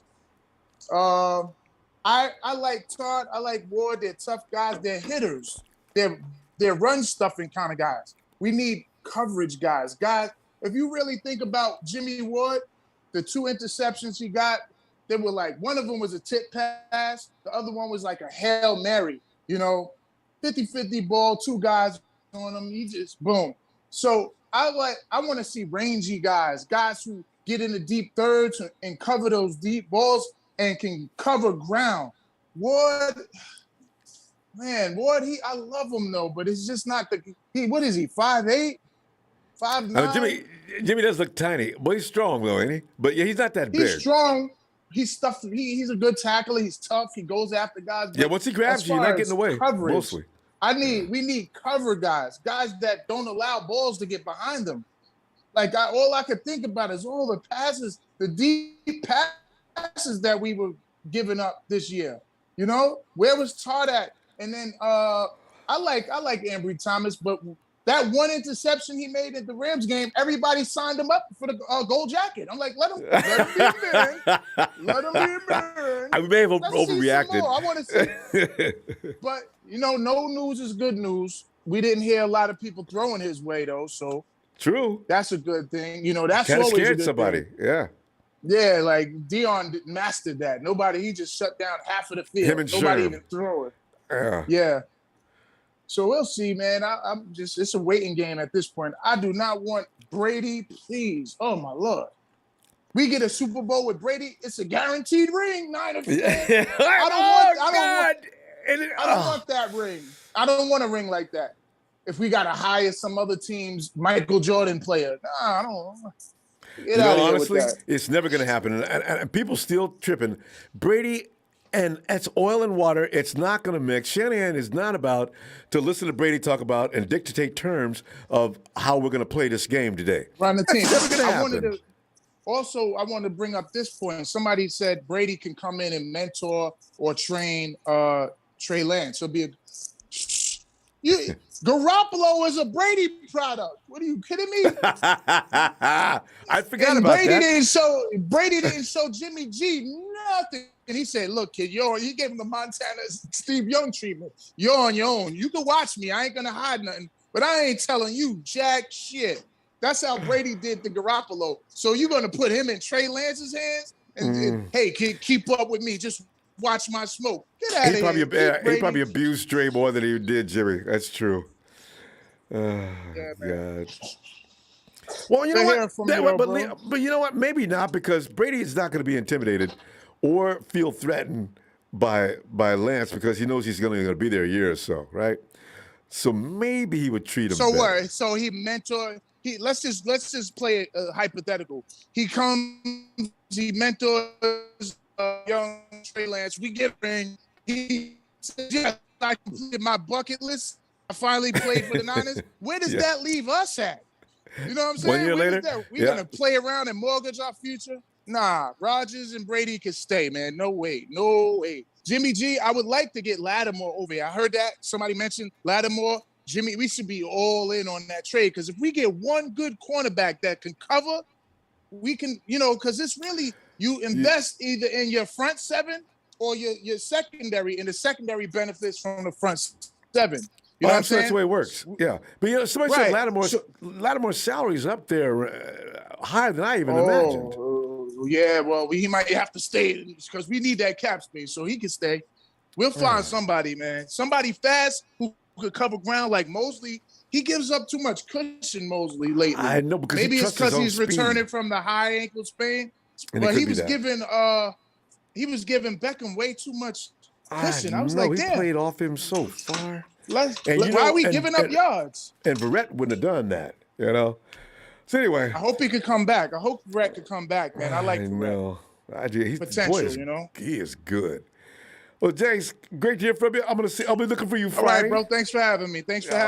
Always appreciate having you. Always listening, man. I'm always listening. Fam. You hold me down, brother. I appreciate you. Jace, it's my pleasure, fam. Appreciate you. All right, have a great day. Peace and love. All right. All right. Yeah, he's got a good point, don't he? You're taking people's hand-me-downs, man, because they never get through. And Bill might do it though. Bill. All right. I was ready to speak on that last caller. I'm gonna ask a question. That's why I'm glad you're up now. You are the rebuttal to what you just said. What is Jimmy Garoppolo? Well, he never really played though. He was just sitting behind Tom taking I know, notes. but what was Jimmy Garoppolo? Let me ask you a question. Somebody's saying Tom Brady's a Patriot product. All right, you say he's a Patriot product. What is Jimmy Garoppolo? He is a Patriot product. True. All right. So what if Jimmy would have won us the Super Bowl? You say you're not going to take that 6th ring? All right, let me back things, okay? Trey Lance is going to set next season. That's a fact. Here's a surprise. What y'all heard about Tom Brady? That's old news, bro. I did the research on that news. That's old. That's like about a year or something old when we kept Jimmy. I believe that's when we kept Jimmy over him. Mm-hmm. Now, here's the news with Tom. Him and Bruce Arians are feuding big time in Tampa. Bruce Arians wants him out of town. So he said he's going to retire. He will come out of retirement if the 49ers give him an offer to come back. He will come back to the Niners. Tom Brady will play the Niners. Now, Aaron Rodgers, on the other hand, is not a Packer product. He's a Brett Favre product. Who would not want another Brett Favre? A better Brett Favre, actually. I'll take the 6. You say you don't want another Super Bowl? You want to wait 2 or 3 years for that kid to develop and possibly ruin him? You want to ruin Trey Lance if he's not ready to play? And then we'll be talking about we need another quarterback because is you there? No, I'm listening. By the way, if that happens, Bill, we're going to be looking for more than a quarterback because Jed York will be done. He'll say, "Listen, guys, it's probably come to a point where we got to go ahead and change some things." So yeah, no, Bill, Trey has to work out. He has to. He's not. They're going to actually probably set him for a year, and I think we're going to get Tom or Aaron. If we don't get Aaron, we're going to get Tom. Look for the next week or two, probably 2 or 3 weeks from now. I've been following the stories and listening. We're going to get Tom or Aaron. One of those two is coming to us. I don't know who. This is like a card shuffle. I think Aaron's waiting to see what Green Bay is going to do for him, and I think, like I said, he might take the money. So if he takes the money, then that puts Tom in our hands. You know, the $40 million thing. Well, you know, just heard somebody say $40 million is coming this way. Aaron knows how to work this like a 3-year-old. You know how a child can manipulate their parents? This is what Aaron does. Now, they're going to if they raise him to make him the most highest paid quarterback in the NFL, well, he won't get more than Mahomes, but make him somewhere in there. He's got to get paid more than Dak Prescott. Come on. Dak's way overpaid. So you give Aaron now at least Dak's money. He'll probably go back to Green Bay with a smile on his face and say things like, "Come on, I was coming back." I think Rodgers would go back to Green Bay. I think how this scenario is going to play, if I was a betting man, I would say Rodgers in Green Bay, Tom Brady and the 49ers. And let me tell you a little something. Something about Dion, okay? Dion, let me make this a little clearer. You say you're not happy about that 5th ring? Get out of here with that. All right? I want my seven. Get out of here. I'll take those rings any day of the week. Get out of here. We got robbed 2 times in the Super Bowl. Get out of here with that. Wait, take it. Bill, I'm not talking about that year. I'm talking about how he immediately said, "All right, nice, thank you," and I signed it, and I'm gone. What? Whoa, wait, whoa! You know, that bothered me. Yeah. That's cool, but you know what? I'll take the 6th ring with Tom Brady because we all know Tom Brady can work the commissioner. Oh, he is good at that. So let me tell you a little something. Tom Brady and Roger Goodell are best friends. So if Tom Brady to the Super Bowl with the 49ers, you know it's a guaranteed win. Okay. But Bill, do you really believe that Kyle Shanahan and Tom Brady can be on the same team? If Kyle wants to be coach, I think he will. If Kyle wants to stay a 49er, I really believe he'll make it work with him and Tom. Because Tom is mad in Tampa. He's mad because they got rid of Antonio Brown. He's mad because Bruce Arians was telling Tom Brady no what to do, like he was stupid, like he don't have rings on his hand, like he don't have 7 rings, like he didn't bring a Super Bowl to Tampa. He was talking to Tom Brady like he was stupid. According to sources of players in New England that's best friends with him while he wants out. So he will be a 49er. I think if I'm going to make a call and I'm going to see who our quarterback is next year, it's Tom Brady. You maybe about Arians. Arians is probably still going to blame Tom about AB being on that team and how he had to go through that misery. And I'll think he'll take whatever he can. It won't have to be a first. I'll think he'll take a 7, a 6, a 3rd, or a 5th just to get him out, because Tom Brady has really he questioned the man's intelligence. Like, basically, he's now stupid and need to retire kind of coach. So they talk down on him. So I'll tell you what, they're feuding bad. And I think that Tom will come out of retirement. I think that he will be a 49er. And I think we are going to the Super Bowl next year with Tom Brady. And I think we're going to get 6. And I'll take that 6. And whoever ain't happy with that 6, go ahead and go to the Raiders. I'm taking the 6. Bill has spoken. spoken. Dallas is accepting bandwagon applications as well. So go sign up to Dallas. They want some Cowboy fans just like the Rams. They pay you well. Well, the thing is, Arians, there may be some resemblance in what Kyle may behave the same way, because when Tom comes in with his agenda and his package of how to win a Super Bowl, these guys got egos, Bill. I mean, I could see Kyle balking on that. I could put it like this. If Kyle wants to get out of town after Tom Brady wins the Super Bowl, we go ahead and sign Tom as head coach.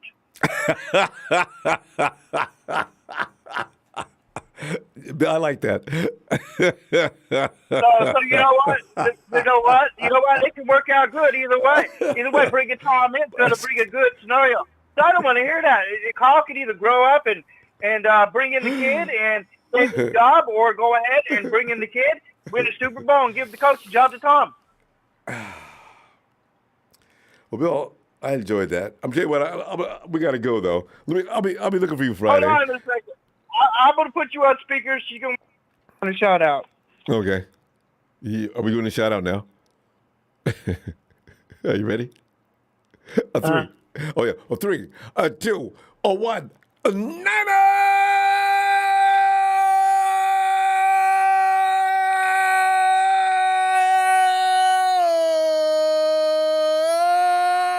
Good night, Shania.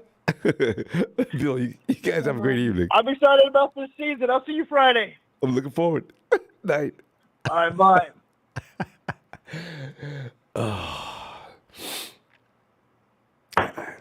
Hey, T-Flow. Hey, what up, Ronbo? T-Flow, man, we're just looking at Aaron leaving. Aaron's doing the off-season thing he likes to do. And with that said, people are working out ways to get him to the 49ers. And I want to know your feeling on that. And also, the defense as the unsung heroes. Maybe not. The defense, the 49ers defense gets a lot of love. But if there's any money to be spent extra this year, now the secondary is still a slight problem because we probably lost a couple of games we could have won if they'd been just a little better. Because when we hold teams, when we go into fourth quarters and leading teams, it can't always be just focused on one guy's fault. That has something to do with the entire team. So do you go ahead and think about spending some more money on another guy to put in the defensive backfield, because the front attack is rolling. No problem with that. What are you thinking?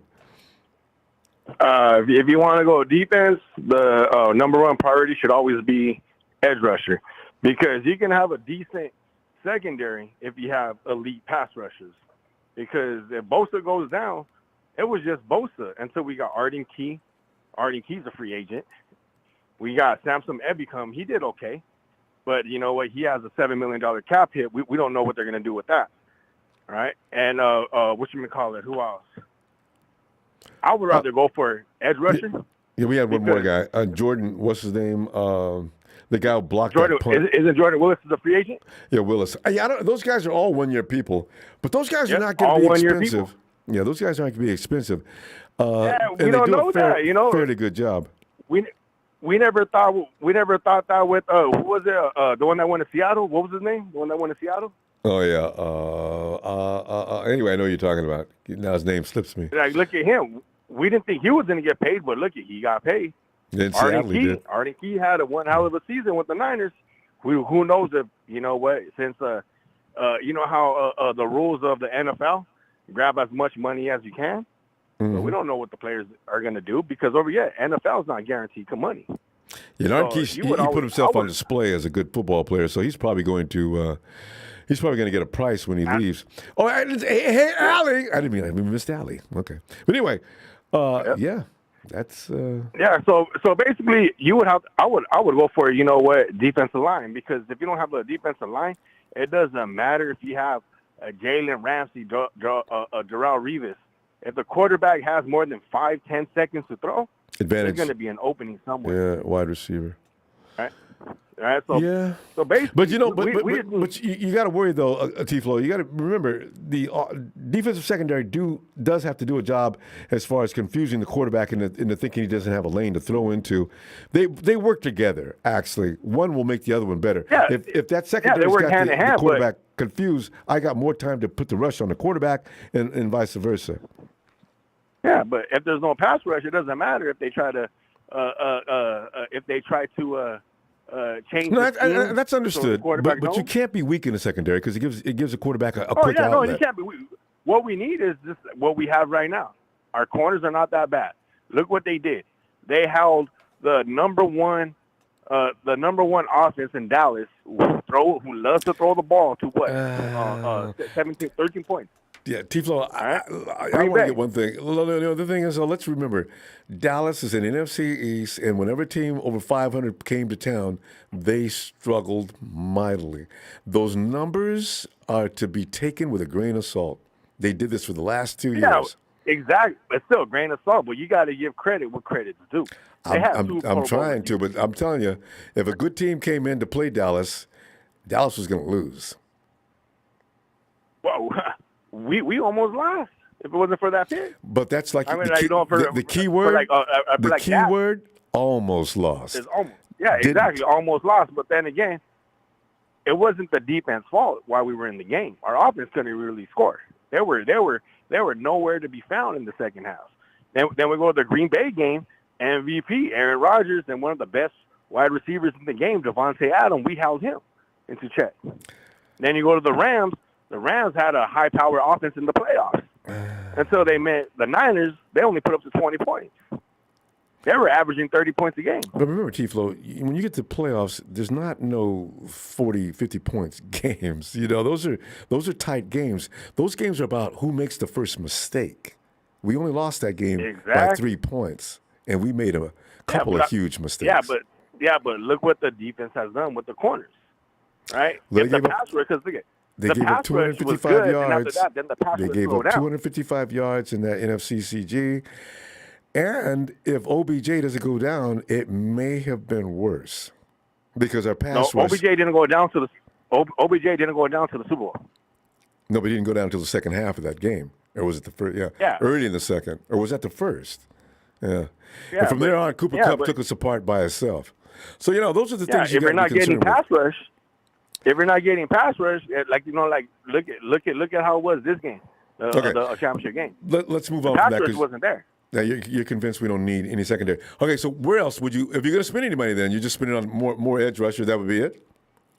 No, actually, we do need secondary, but the big priority is edge rusher because remember, we all know football starts with the trenches. We all know that. Then but remember one thing: there's the pass rush is one of the best in the league going down the stretch. So that's not a real big issue that needs to be treated. The people we had did a good job, along with Nick. The secondary got exploited. Nick, what's his name from Arizona? Get that. I can't even think of his name right now. Chandler. Yeah, from Arizona. Chandler Jones. He's a free agent right there. I don't know what they're doing with him, if he's leaving or what. So I don't know. Man, look at that organization right now. Kyler Murray wants out, or whatever it is going on with Kyler Murray. And I hope he gets his wish. That's it right there. Kyler's going to back and play baseball, T-Flow. I'm telling you. Yeah, it's like, you know what? I might as well go help out Nick Bosa, because we saw what Aaron Donald had when he had Von Miller. We saw how that defense was, just attacking that quarterback. Yeah, Aaron Rodgers. We had a decent inside rush and outside. Between the inside, but up the middle and the edge, we weren't bad. As I say, we were one of the top ranked teams in the last few weeks of the NFL as far as rushing the quarterback. Yeah, we weren't that bad, but we can get better. Yeah, that's always the case. So, That's the main thing. You want to always get better. And as for Aaron Rodgers, he ain't coming. There's no way, because no matter what, people got to stop with this, because even if he retires, Green Bay still holds his rights. Yep. So and they're gonna want a house or two. So yeah, and no matter what, same thing with Tom Brady. Like Tom Brady, he can retire, but Tampa Bay still owns his rights. And people, we got to go, but it's good you pointed out, because people keep overlooking that as if that is not the case, and he can just come on over, and we could pay him. And here's my favorite, and I'm sure that Tom will take less money to play the 49ers. I don't know no, I don't think so. And Aaron Rodgers, Aaron's trying to boost his pay to $40 million. He's doing that on purpose. Yeah. So all right. Yeah. People so we don't really know what's going on, but just stick with the guy who we got here. I don't know what's the hate with Trey right now. I really don't know what it is. Because Aaron Rodgers and Brady they're the standard, right? So you gotta we can't get them. They're not free agents. No, I agree. So they're not free agents. Niners has no draft capital to trade all that for. True. Bring it back Friday, fam. So basically, why even talk about it? I know. Man, we'll see you Friday. And hey, good night to Allie, too. And y'all have a great evening. She's in the shower right now. She's in the shower? Okay. Well, she can't hear me hollering, so. All right, fam. Oh, no, she will. No, she will. She will. You got your speaker on? Are you ready? 3, 2, 1. Niners!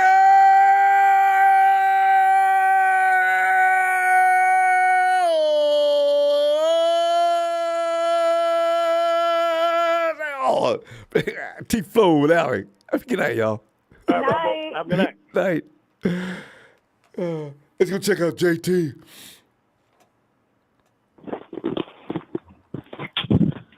Ronbo, I'm back. T, good to hear you, fam. Shucks. How you doing? Pretty good. How are you, Ronbo?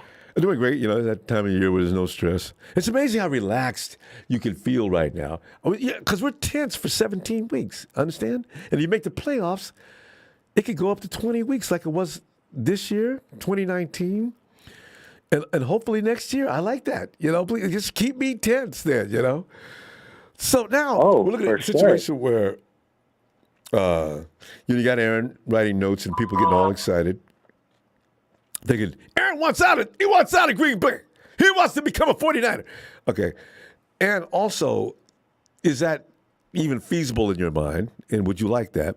And also, with the defense, if there's any extra money, the defense did a great job last year. Defense did a great job for the last 3 years, actually. They overachieved last year, and this year they came out of nowhere. The last final weeks of the season, it looked like one of the best defenses in the league. They stopped the run. Quarterbacks were getting killed. It got better and better. So, if you got an extra money, do you want to add to that defense? You want to leave it alone and continue to spend money on in-house? How you want to do? I want to continue spending money on in-house. I don't care about nothing on the outside. I just want to spend money on the inside. I don't care about nothing on the outside. Nope. Forget about the outside. I just want to worry about what's in-house. All right. I can't stress it enough, Ronbo. Like I said 2 days ago, you got to bring back Lakin. You got to bring back DJ Jones. Forget about Javon Kinlaw. He can go. And you bring back Jason Verrett. You scared me earlier when you said something about Seahawks going after Jason Verrett if we don't sign. I promise you. Oh my God. I believe the hell out of that. So no, I would not want no Stephon. You know what? I'll take my chances on injury-prone Jason Verrett because I know what I got as a corner when he's solid, when he's healthy, opposed to a Stephon Gilmore or anybody. If you ain't in Jason Verrett tiered shutdown territory, then why are we wasting our time with you, right? Yeah. Then why are we wasting our time looking at him? So no, forget about it. I just want to take care of what's an in-house, Ronbo. I couldn't even fathom the thought just thinking about Jason Verrett suiting up in a Seahawk or a Ram uniform where we have to cover where our receivers will be covered by him. Oh hell no! And he knows our guys. No. Oh man. Yeah. No. Oh hell no. So we got to resign him. And let me see what else was I gonna say? 2 days ago, I think I was out of my rabbit ass mind, when I said something about picking up Trey Lance or Tom Brady. Forget about that too, because you know what? It's going to cost us something, like we said 2 days ago. I ain't trying to lose no Debo or anything like that. I ain't trying to lose no pieces. I just want to add on to the puzzle. I believe in Trey Lance because I was watching more film on Trey, and you know what, Ronbo, there was a play that I was watching when he was in North Dakota State where they're at the goal line, and he just did this little stutter step, pretended like he was going to rush for the end zone, and instead he threw the pass, and it just blew my freaking mind. And I said, oh, shit. Can you imagine Trey Lance doing that when he just knows the offense, and he's just – and my God, Ronbo, the sky is the limit. I don't even want Tom Brady or Aaron Rodgers anymore. I'm cool with Trey Lance. I believe in them. And they would only be with us for maybe a year or two. And now you got to hear these stories in the media like you're hearing about Green Bay. Aaron Rodgers is signing up. He's leaving, and he's not happy with the GM. And then you got Brady over in Tampa Bay.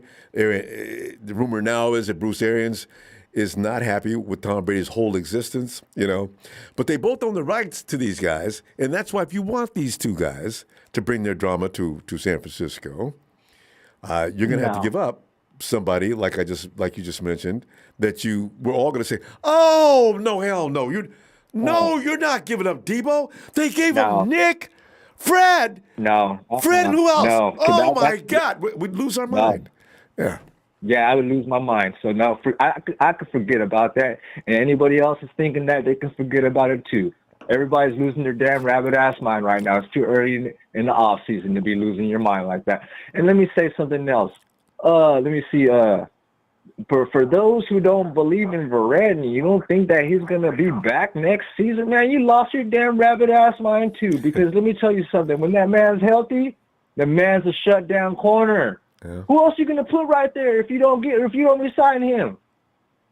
It's gonna take a little bit to develop a player coming out the draft.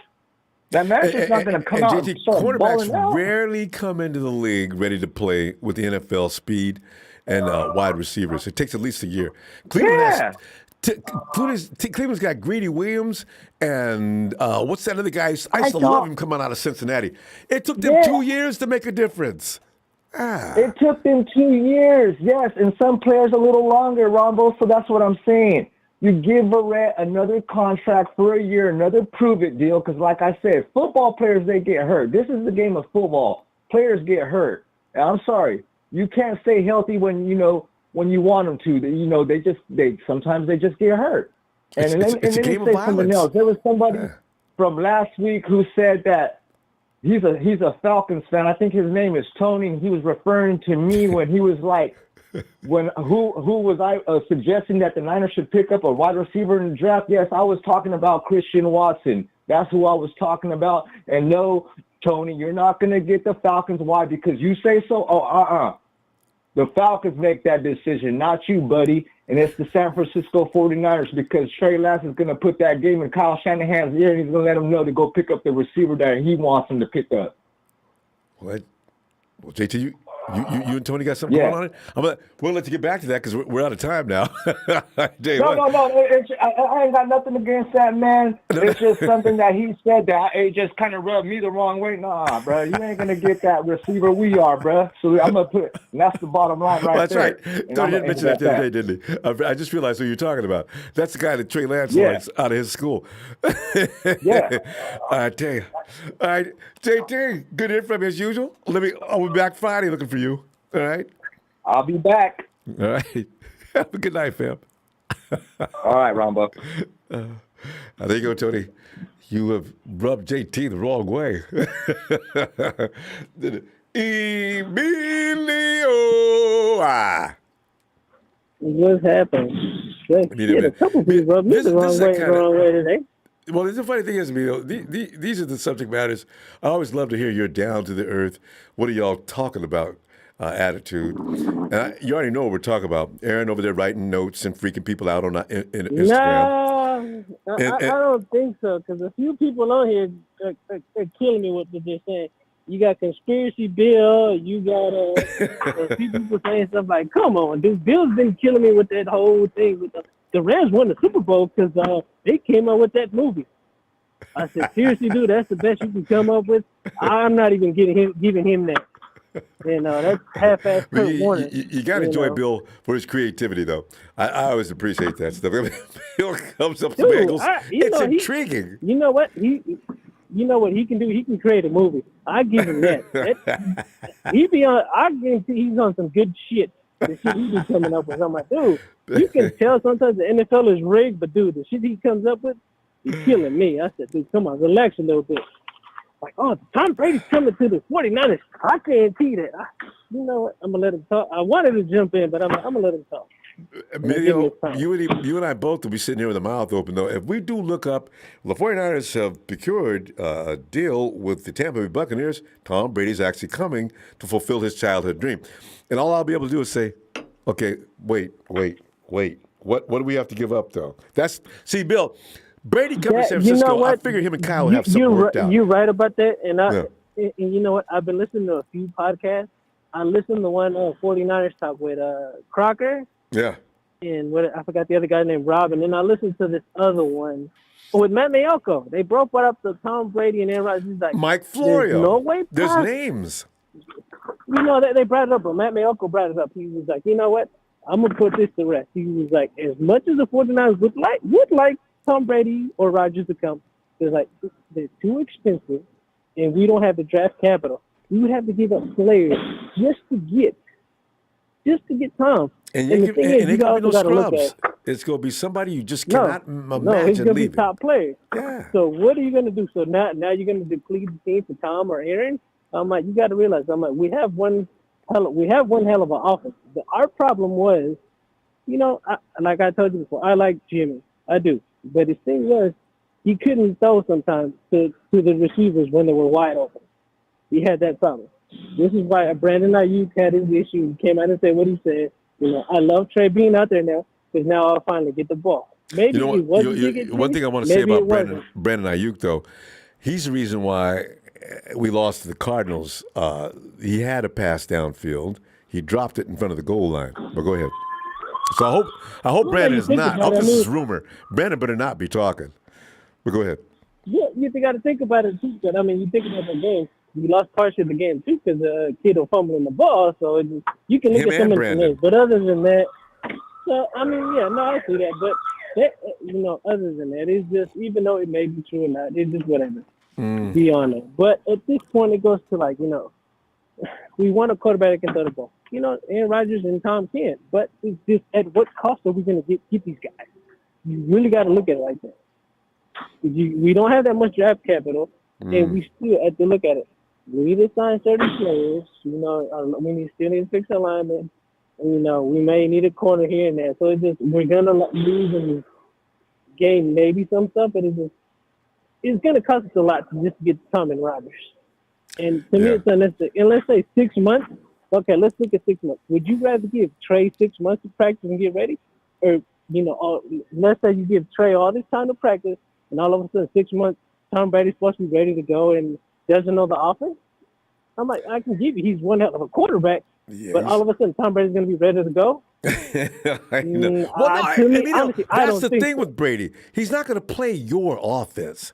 He's going to play Brady's offense. And when you've been in the league that long and accomplished what he has, you can't argue with Brady. What are you going to tell him?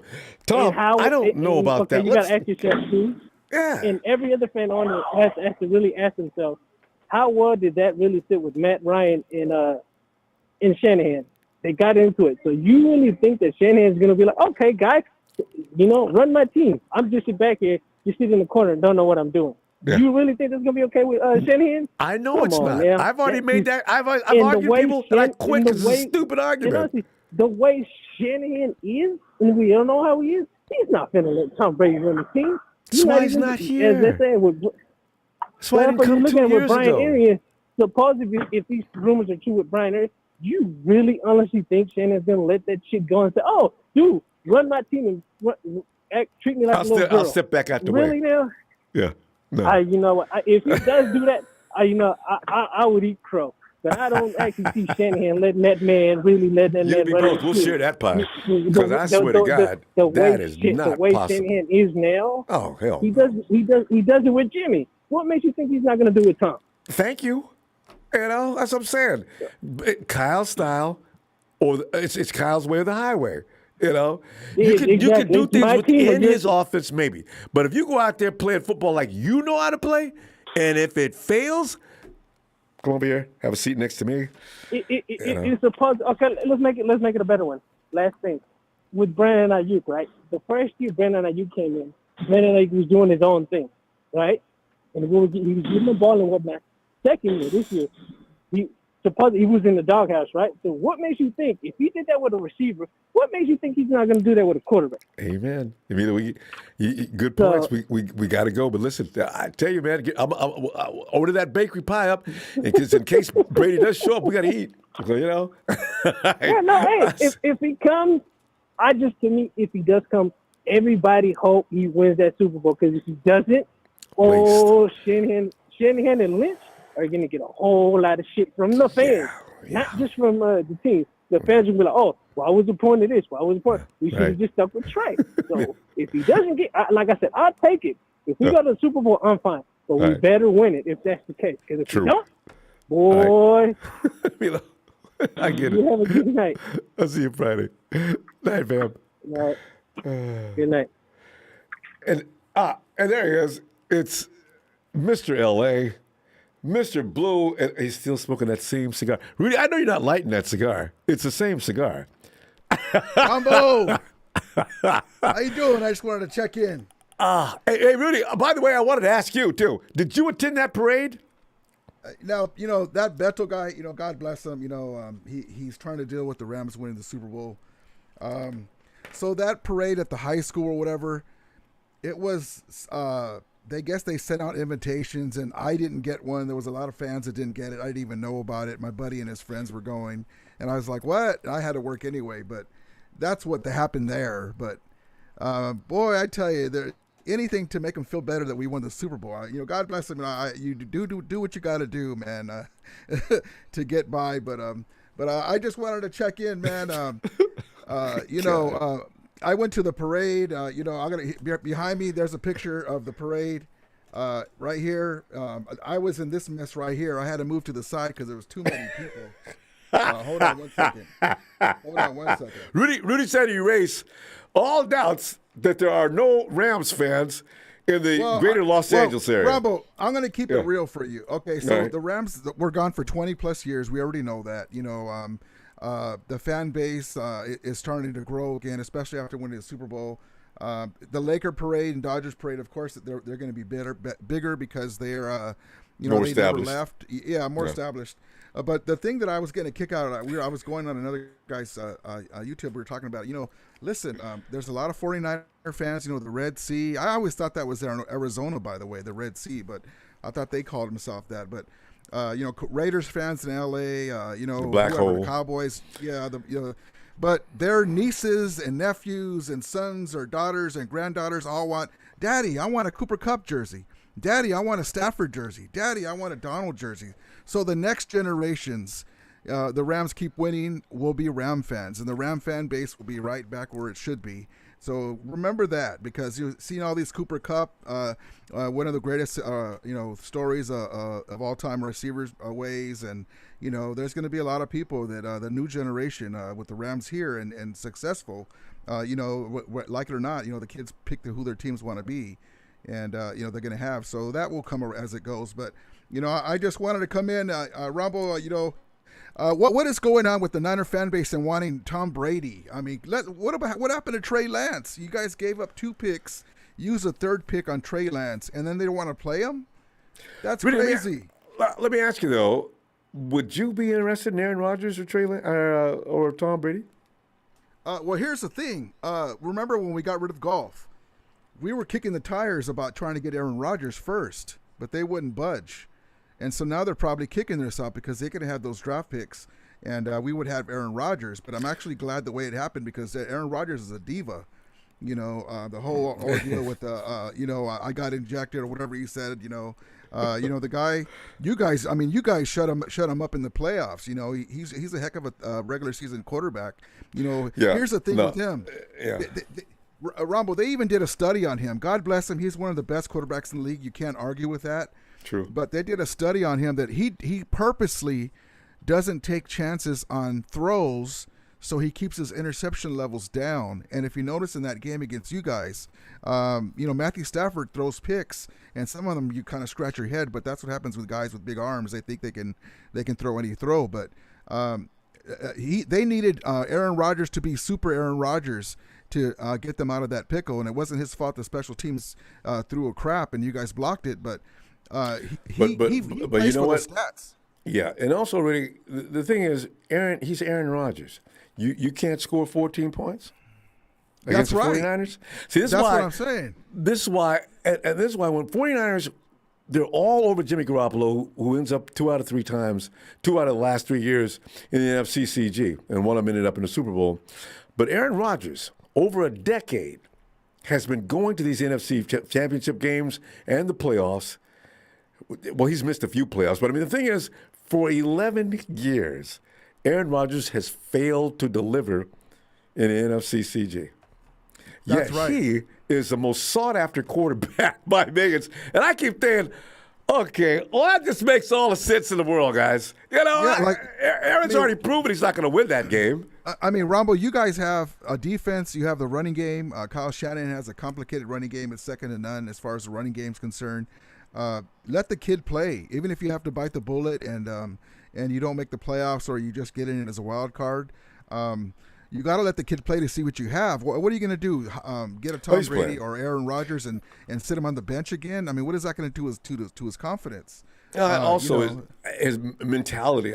He's already ready to play. Yes. What? Yeah.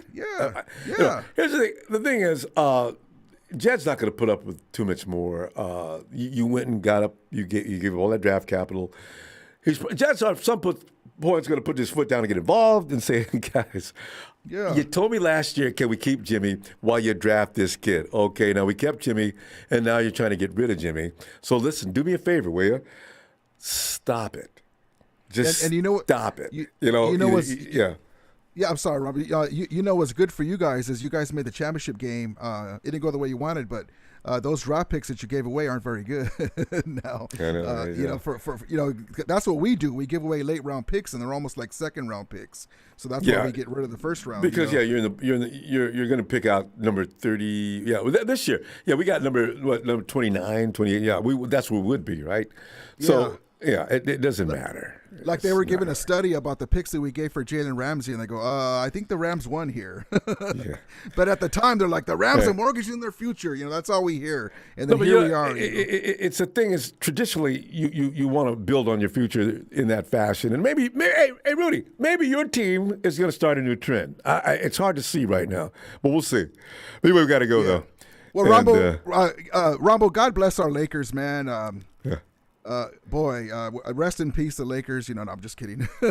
No, really. It kills me. I can't watch him, Ronbo. I'm not a huge fan of LeBron. I've always enjoyed watching him get his butt beat. So, when he came to the Lakers, I wasn't really happy about that anyway. And what's his name that can't stay healthy every year, and they put him together? And then this last move, okay, that's another conversation. We can talk about that later. Yes, but anyway. Yes. All right, Ronbo. God bless you, man, and take care, everybody. And Niner fans, send a message to Lynch that let the kid play, and because Tom Brady and Aaron Rodgers are going to cost some money. They're not going to come here for nothing. It costs more than money. Yeah. And so let them play. And I want to see you guys. I want to play you guys again in the championship game. You guys are that good.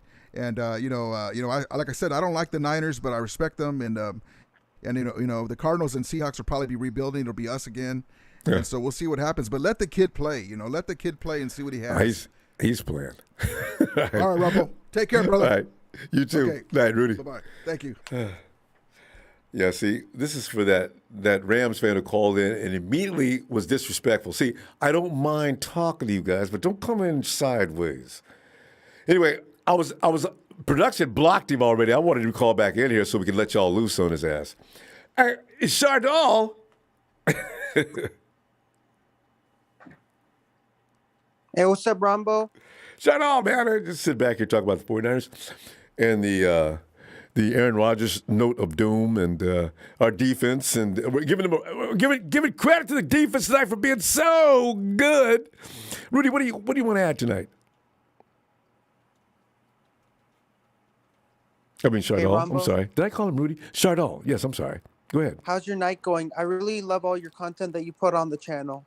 Well, thanks, Chardol. Appreciate that. It's going great. And to start the show, I wanted to ask you, what are your thoughts of the San Francisco 49ers drafting wide receiver Christian Watson? Yeah, I like that because Trey's guy. I like that. But if he's a player that Trey Lance can trust in key spots, then it would help. Then it would go a long way toward helping the first-year starter navigate some of the many pitfalls that he will encounter in the 2022 NFL season. Yep. And he would also be a great fit on the 49ers offense, and he would make it stronger. And secondly, I would love to see Trey Lance and Christian Watson playing on the same football team, and that would be a dream come true for the faithful if that came to fruition. Yeah. They know each other really well, and he brings that speed element that I want so badly for the 49ers. What are your thoughts of the 49ers drafting Eric Reed's brother? Because that's a big thing that's going on in the news that they're going to draft his brother. I thought he was in the draft last year. He's still. But they're talking about that now. About that. Okay, yeah, I haven't heard anything about that, Charles. I can't really speak on that. I have no idea what's going on with that. Is Eric Reed's his brother good? He's good. He played linebacker? I think so. Well, if the 49ers trade Dre Greenlaw, they maybe should pay attention to him. Eric played safety, though. Is this guy bigger than his brother? I don't know, Chardol. I'll look into that, though. Is it whenever you look at teammates, does it always make you feel good that teammates are playing on the team that they want to play on the same football team, and just see the Niner fans come out to the games and see that Christian Watson and Lance just have a good relationship, like they were in North Dakota. It's an ideal situation.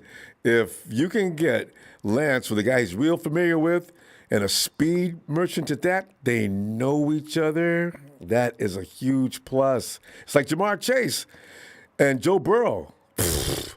It doesn't get any better than that. You get those guys that are familiar with each other, you got something going on. Yeah, I love it. I mean, I know that I sometimes with coaches, a coach that he's familiar, and they both coach together. Sometimes that ends up in nasty, because sometimes there's another coach who hates. The two coaches don't like each other, and when one coach and them are on the same team, they sometimes it goes well. Sometimes they get along well. Sometimes it doesn't go that well. Mm-hmm. Sometimes there's messy situations that this coach doesn't like this coach, and he leaves the team and he goes to a coach for another team. Yeah, Charlotte, at this level, though, you shouldn't have that happening. Because sometimes, because I know that shouldn't happen in an NFL world, in a sports world. It should not be happening. Stuff like that, dysfunctional situations. One coach doesn't get along with another coach. Then he goes somewhere else and he doesn't like him there. They're just having this back and forth problem going on here. It's just. Charlotte, I mean, do you think we have a problem like that in San Francisco? I mean, we don't have a problem, but everybody, when they look at Jed York, everybody's saying nobody likes Jed York. People are saying bad things about Jed York. They're saying that I mean, aren't they saying like fire York because York's not a good owner? Remember, Chardol, Jed says you don't fire owners, so he can't get fired. Chardol, I like Jed York. I don't know that everybody doesn't like Jed. I like Jed for what he went out and did. It took a lot of guts for him to fire you know, when you Trent Baalke, you get rid of him, you get rid of Chip Kelly, you wait for Kyle Shanahan. He was in the Super Bowl that year. And I give Jed credit for having the wherewithal to realize he's got to make that move, and it's worked out well for us. We've been relevant for the last few years. 2017, we were getting started, and in the end of 2017, we looked like we were there. 2018, 2019, we came back we got to the Super Bowl. 2020, we fell down again, but we were still relevant almost till the last few weeks. And then, of course, you know what happened here just a few weeks ago. So I don't know that I hate Jed. Some people may still do, but I don't know. It may not be as widespread as you think, though. Yeah, the reason why people don't like Jed York, why people have an intense dislike for Jed York as an owner, is because of the tweets that he sent. The tweets that Jed York made. He sent some on Twitter, some crazy tweets on Twitter. He made some ridiculous tweets. Everybody's targeting for that. Why'd you go on Twitter and make these ridiculous tweets on Twitter? That's what they said for York. Started out something recently? Yeah, not recently, but it happened a while back. Okay, well, hopefully, you know, people have gotten over that by now. We're still a good team, so you got to give Jed a little credit. I mean, okay.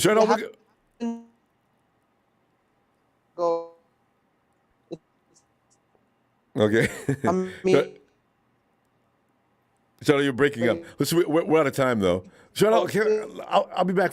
I'll be back Friday. How about that? We'll continue. Okay.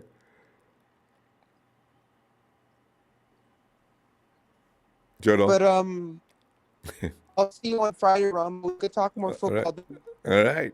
Thanks, Jordan. You have a great night. All right. And Bryant, get in there, Bryant. Hey, Ronbo, how are you tonight? Doing great. You know, as I said, it's amazing how much football can really wear you out. During the season, I was always a basket case, you know, because we went through so many ups and downs last season. And now I'm as relaxed and calm as you can get that off season. We need this off season, Brian. If you had to deal with football 12 months of the year, I think some of us would die. Maybe me. Can't stand it. So anyway, but now we're looking at other dramas going on around the league. Fortunately, we're not involved in any just yet. You look at the Green Bay situation. They're having to go through what they went through last year, basically, because Aaron Rodgers is doing bizarre things at this particular time. And that's why I said to myself, you know what? You're not going to be able to avoid Aaron Rodgers because of his connection with the 49ers, even though it has never taken place, and it probably never will. But he is making noise enough to make you think that he's trying to get out of there, and maybe not. And then you got the 49ers defense, which I feel good about because I said, you know what, the 49ers defense. Hooray for the 49ers defense. They've been doing it. They've been holding it down for the last 3 years. DeMeco grew as a DC this year from week 2 to 3 all the way down to the last few weeks. And there's going to be money spent. Would it be wise to spend it on the defense? Brian, your feeling? Well, first off, I want to say thank you very much because the 12 months out of the year thing is kind of something that, like, when I first found you and started talking to you and stuff, is like one of those things. It helps me out a whole lot because I think Niners 24/7. I probably think of it too much. 49ers, I Google it on my phone. You know, so with your show, you know, I get to get in here and listen to other people talk about 49ers. And, you know, when I haven't read an article yet or I haven't heard about some rumor or something like that, other fans come in here and start talking. It gets me thinking, and it just gets me excited because I can't wait until, the week starts up again. I know. Just OTAs even. Excited, right? I know. You get the same disease I got. I've been in here several times and I talk about mostly the same stuff, but I want to put this one point out there. And Ronbo, if we were sold on Trey Lance last year, why did we take up? It's like you're going to go to the date, going on a date, and you're like, man, I'm going to the dance. I'm going to go to the dance with Trey Lance. And then you pick up the phone the night before the dance, and you call his sister. We called Aaron Rodgers. We called Green Bay. We wanted to get somebody. All right, so it's not like I'm saying like Trey Lance is a bust. I'm not saying that at all. And I think we should start him. I think we should have started him last year. But the team wanted Jimmy to play. And then throughout the year, Jimmy is injury, and I think there was a couple times, like the Seattle game when Trey came in, was he injured? Because somebody tried to say he was injured since preseason, like he had a middle finger injury. And then when he came in for the Cardinals, they played him like a running back. And then he finally came in again in the Texan game, and he played good in the Texan game. But by that time, they said he wasn't injured. But then Jimmy was injured, and they didn't start him, and they kept Jimmy in the game. And then with the Cowboy game, the playoff game, when Jimmy got tackled, he got sacked, and he protected his hand when he went down, and he hurt his shoulder even more. And they still kept Jimmy in for the playoffs. So I'm not saying Trey Lance isn't the future, but why do you call somebody else up when you're like, oh, Trey is going to be our guy, Trey's going to be our guy, and then the night before the dance, you call somebody else up? It's a good question. I've been asking that question for weeks, and I kept saying, listen, before we put the gold jacket on Trey, we probably need to see a little more. There's something strange about him not replacing Jimmy. And granted, though, this was the plan, though. It was to let Trey learn for a year. But when Jimmy got hurt like he was, okay, game over, Kyle. You need to play Trey if Jimmy's in that bad a condition. And granted, Jimmy did play pretty good even while he was hurt, but still, the point is, this guy's in bad shape.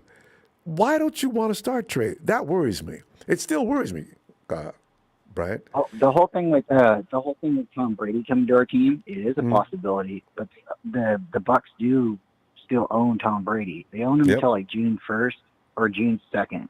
If he doesn't sign with them, wait, Bryant, do they have 1 year or 2 year contract with Tom? Or how many? How long is his contract? If his contract goes to June 1st, then they owe him so many millions of dollars. Wait, he only had a 1 year contract. Cut him. I see what you're saying. Cut him, okay. By the first, then they're not going to. So then the rest of his contract won't be. And he hasn't really officially retired. So and by the way, crazy? And Brian, all this real quick, all this information coming out about him arguing with Bruce Arians. Yeah. Is this just media speculation or is most this real? likely? Bruce Arians has already said it was BS. But by the way, even though he's retired, the door is still open. They haven't, whatever paperwork you need to do when a player retires, they haven't done that. And that's documented. The Tampa Bay Bucs have not done that. So they're giving Tom, if he wants to come back, they're saying it's fine. We'll come on back.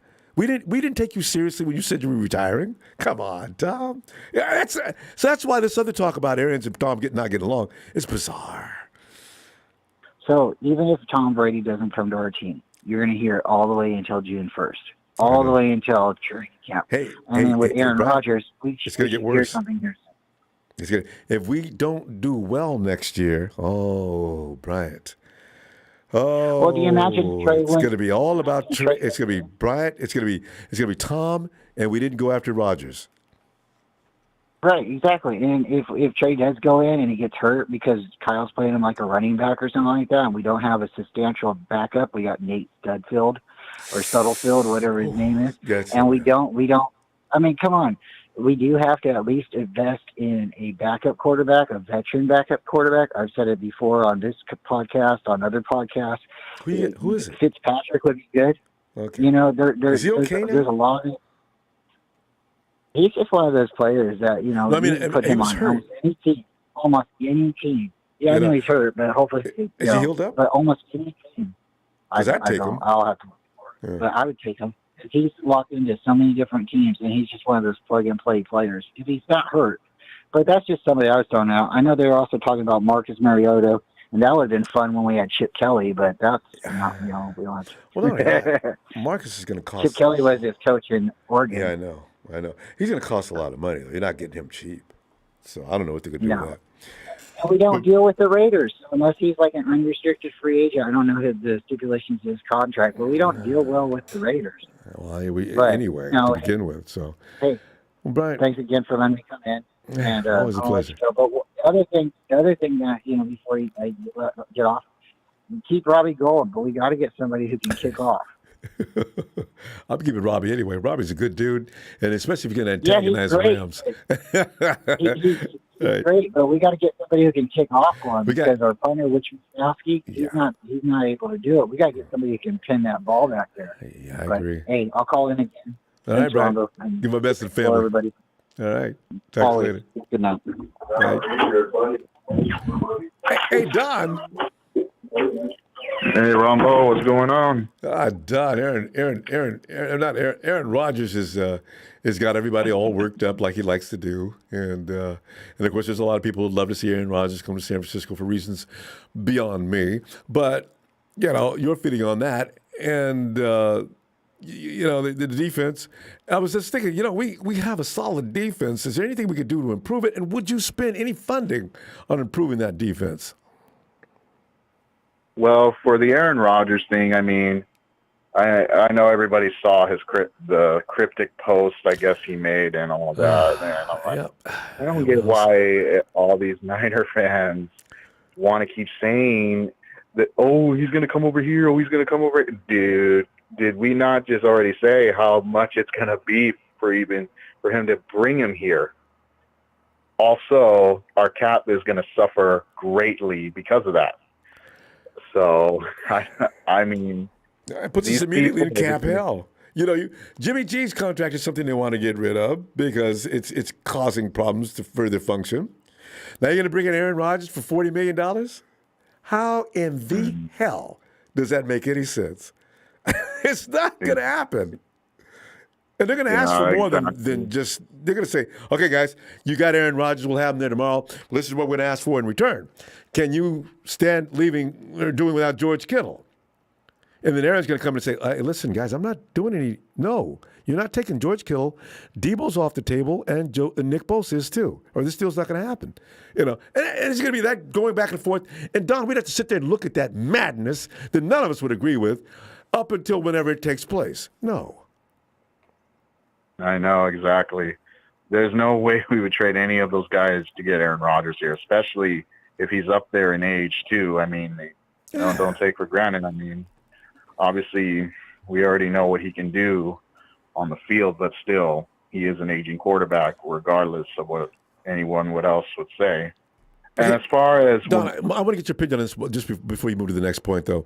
Do you really believe if Aaron Rodgers, and will probably win the regular season, you get him in the playoffs, is Aaron Rodgers going to take us to the Super Bowl and win it? Do you really believe that?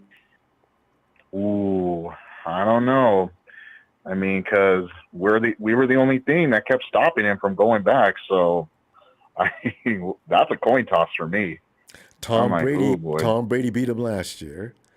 He was in Lambeau, and we came in there with a quarterback with a bad hand and a hurt shoulder, and beat him again. He couldn't score He couldn't score 14 points. All right, year before last, then we beat him again, and then countless of other teams have taken him out of the playoffs. I'm not trying to. What I'm saying about Aaron Rodgers is he what he appears to be. Anyway, go ahead. Yeah, I mean, the more I think of it, I think I think we would get knocked off, to be honest with you, because everyone seems to know how to play Aaron Rodgers, especially in the playoffs. Mm-hmm. I mean, the fact that they have not gotten over that hump over these past years with him. I mean, I don't know what else you can say about that. So honestly, can't say things like he didn't have the team he'd have with the 49ers. Aaron Rodgers had some great teams back surrounding him. So, for 11 years, no. So anyway. No. All right. And as far as whether what we would spend for the defense, I mean, I would love to have all our guys back on defense, to be honest with you. Because the way we were playing with that defense that we had, oh my goodness. Yeah. And I know about when it comes to the backfield that they always say that's one of our weak spots and everything like that. I mean, I could see maybe little improvements there if we could. It's just the guys that they have now. I mean, Stephon Gilmore, no. Honestly, no. He's too old. He's looked a little strange the last couple of years, too. He's not Stephon Gilmore anymore. I don't know who that is. Yeah. So, as far as anybody else, I would like to get Jason Barrett back because, like one of the previous callers said, that the Seahawks would probably go after him. Oh boy, no, we cannot let that happen. No, sorry, I would have back. And Pete Carroll would just love him. Oh, God. Mm-hmm. And imagine when we go up in their house and he tells them what we're going to be doing. Oh, jeez. Or he knows just how to handle, whatever we're doing exactly, So, no. So, no. That's the guy we need back. And, I mean, and our linebackers, I mean, that seems to be always the gray area right now, too, when it comes to our defense. I mean, with Fred Warner, I mean, was it Alcice Shire, I believe? Shire. Now you got me doing it. Shire. Yeah. Okay. Mm-hmm. And then Dre Greenlaw, obviously. They're already talking about whether or not Dre Greenlaw is the most expendable of the bunch. But you know what? That's the media, because he's the most. You could get something for Dre Greenlaw. If you're going to trade a player, hopefully he's got enough that you could get something back in return. Greenlaw, since Al-Shar can handle it now. We still need a backup, though, so I don't know what they're talking about. So. Yeah. So, and the pass rush, we need to bring the guys back for the pass rush the way they played their butts off the last freaking weeks. Holy goodness. I don't think you can have a better nucleus than that.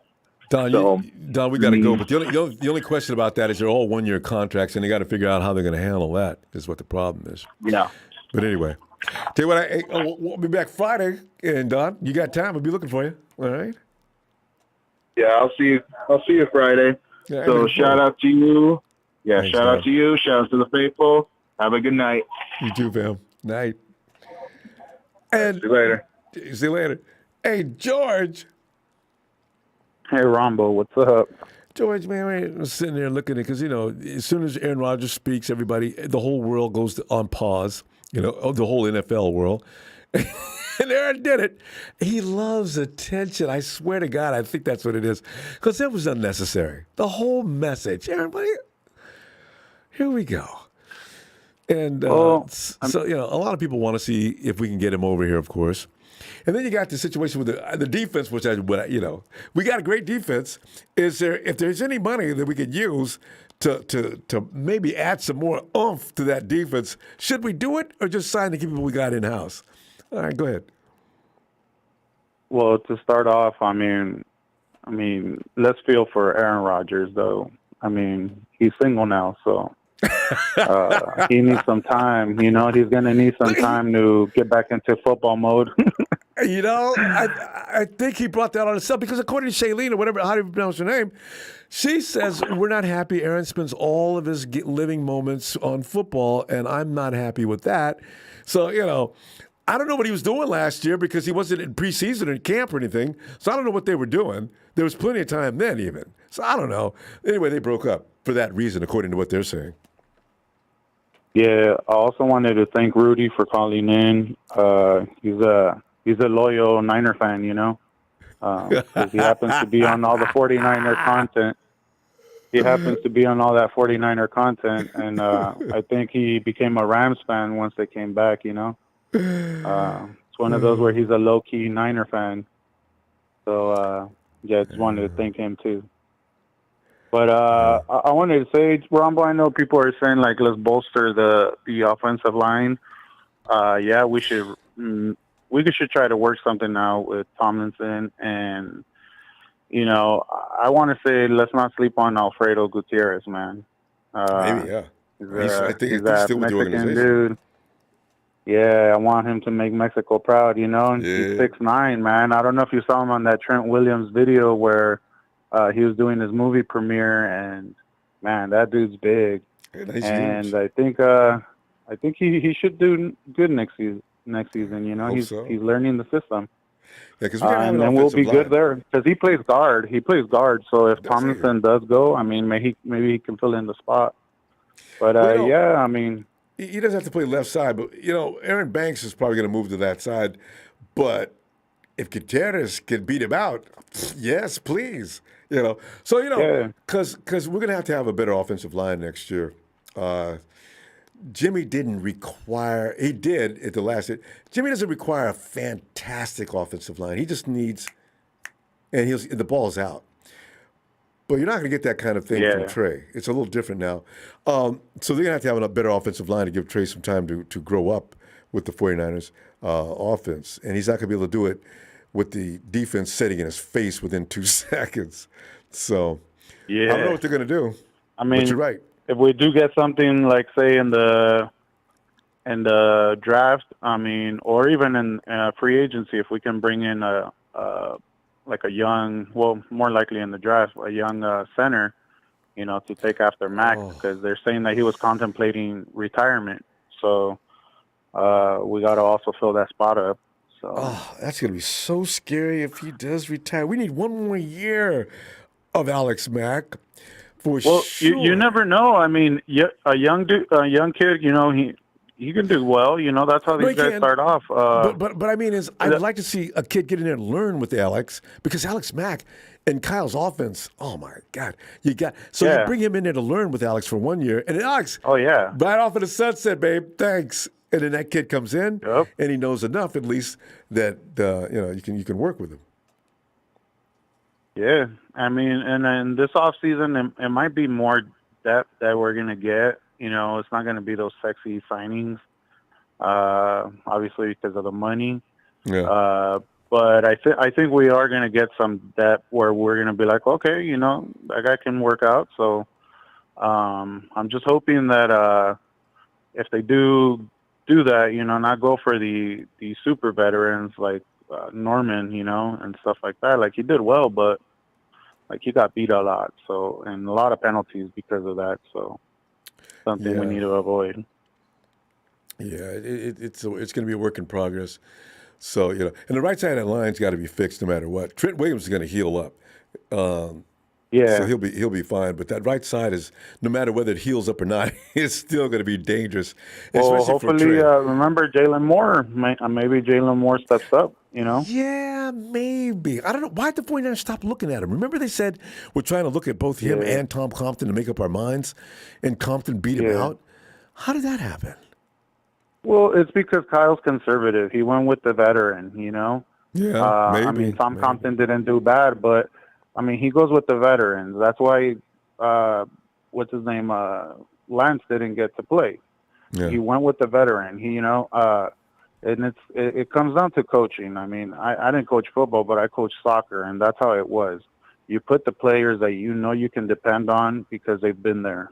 See, and that's why you can't expect anything less, especially as much as the youngster looks good, and like great potential, but you want to go with what you're safe with. Well, not only that. The veteran's going to know how to handle every situation. He's always seen everything, right?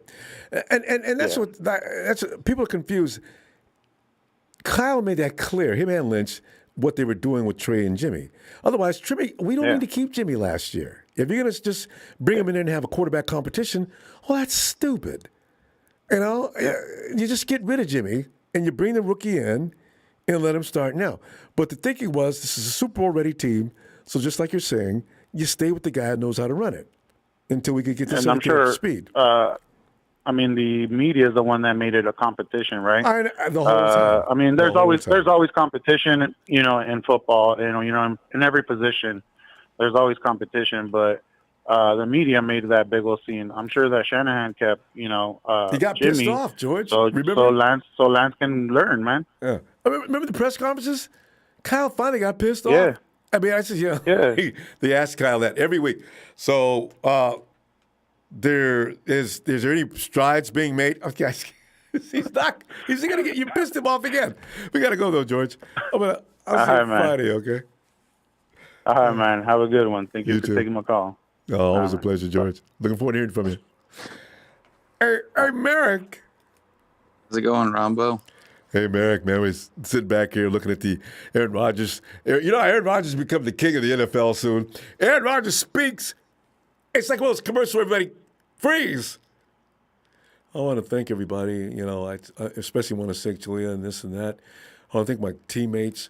You guys are the icing on the cake, and you make a difference in my life. Aaron, what are you doing? What? What is this about? Stop being. Just say what's on your mind. But Aaron's got to put it all in code. So when we read it, we have to start thinking.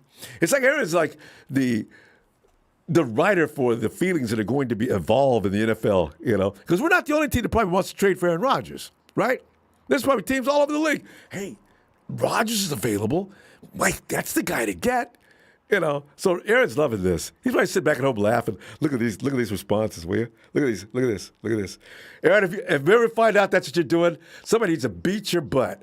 God. So anyway, 49er fans are on it. They're drinking the Kool-Aid, and they think Rodgers wants out, and he wants to come to San Francisco. Your feeling on that, and also with the 49ers, if there's any extra money laying around, do you abolish that defense, that great defense, even further, or do you just let pay the in-house stuff? Well, first, I personally think Aaron Rodgers is honestly going to stay in Green Bay. I don't think he's leaving unless the team gives up like 2 or 3 first-round picks to get him, which I don't see anyone doing. Fully agree. Yeah. I think we're going to stick with Trey, honestly. I think all the Tom Brady and Aaron Rodgers rumors are just, the yearly quarterback rumors we have to deal with every year. Annual. Yeah. It's going to come up again next year, too. This is not going to stop now.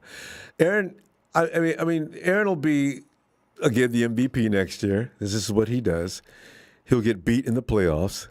And Tom will be sitting there. Speculation is that Tom Brady's had enough of sitting around the house, and Gisele's had enough of him sitting around the house. So Tom is thinking of making a comeback at 46 years old to be the oldest quarterback to ever come back at his age and win a Super Bowl.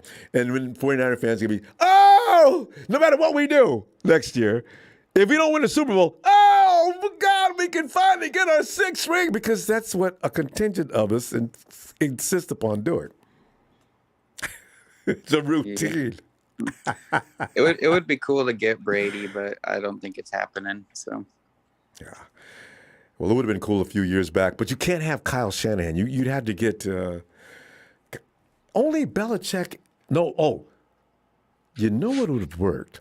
You get McDaniel to sign with the 49ers, but he wouldn't when we tried to. Remember, he backed out. He didn't want anything to do with the 49ers.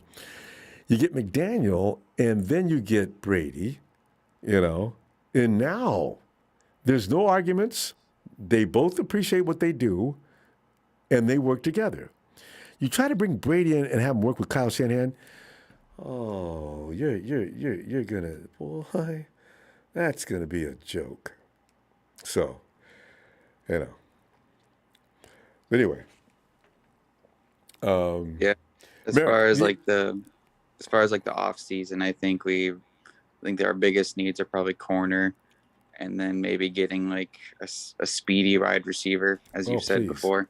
Yes. So we're. And then if you get one of those, you can have Trey unleash his cannon of an arm to go downfield, so we don't have to always throw over the middle by 20 yards or run the ball. So.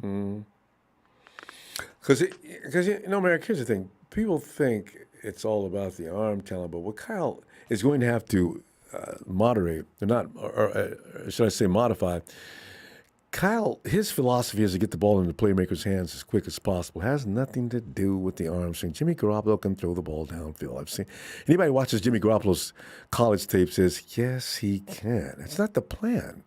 Kyle Shanahan believes get the ball in the playmaker's hands. That's why he picks up guys like Debo. That's why he uses George Kittle the way he does. He knows that also another that's when he picked up the guy from Arizona. When he picked him up, Sherfield. Well, him too, but the guy we picked up from Arizona, all of a sudden I can't think of his name. Anyway, these are all people that fit the Shanahan plan. It's not that Shanahan's depriving himself because he thinks his quarterback can't throw the ball down the field.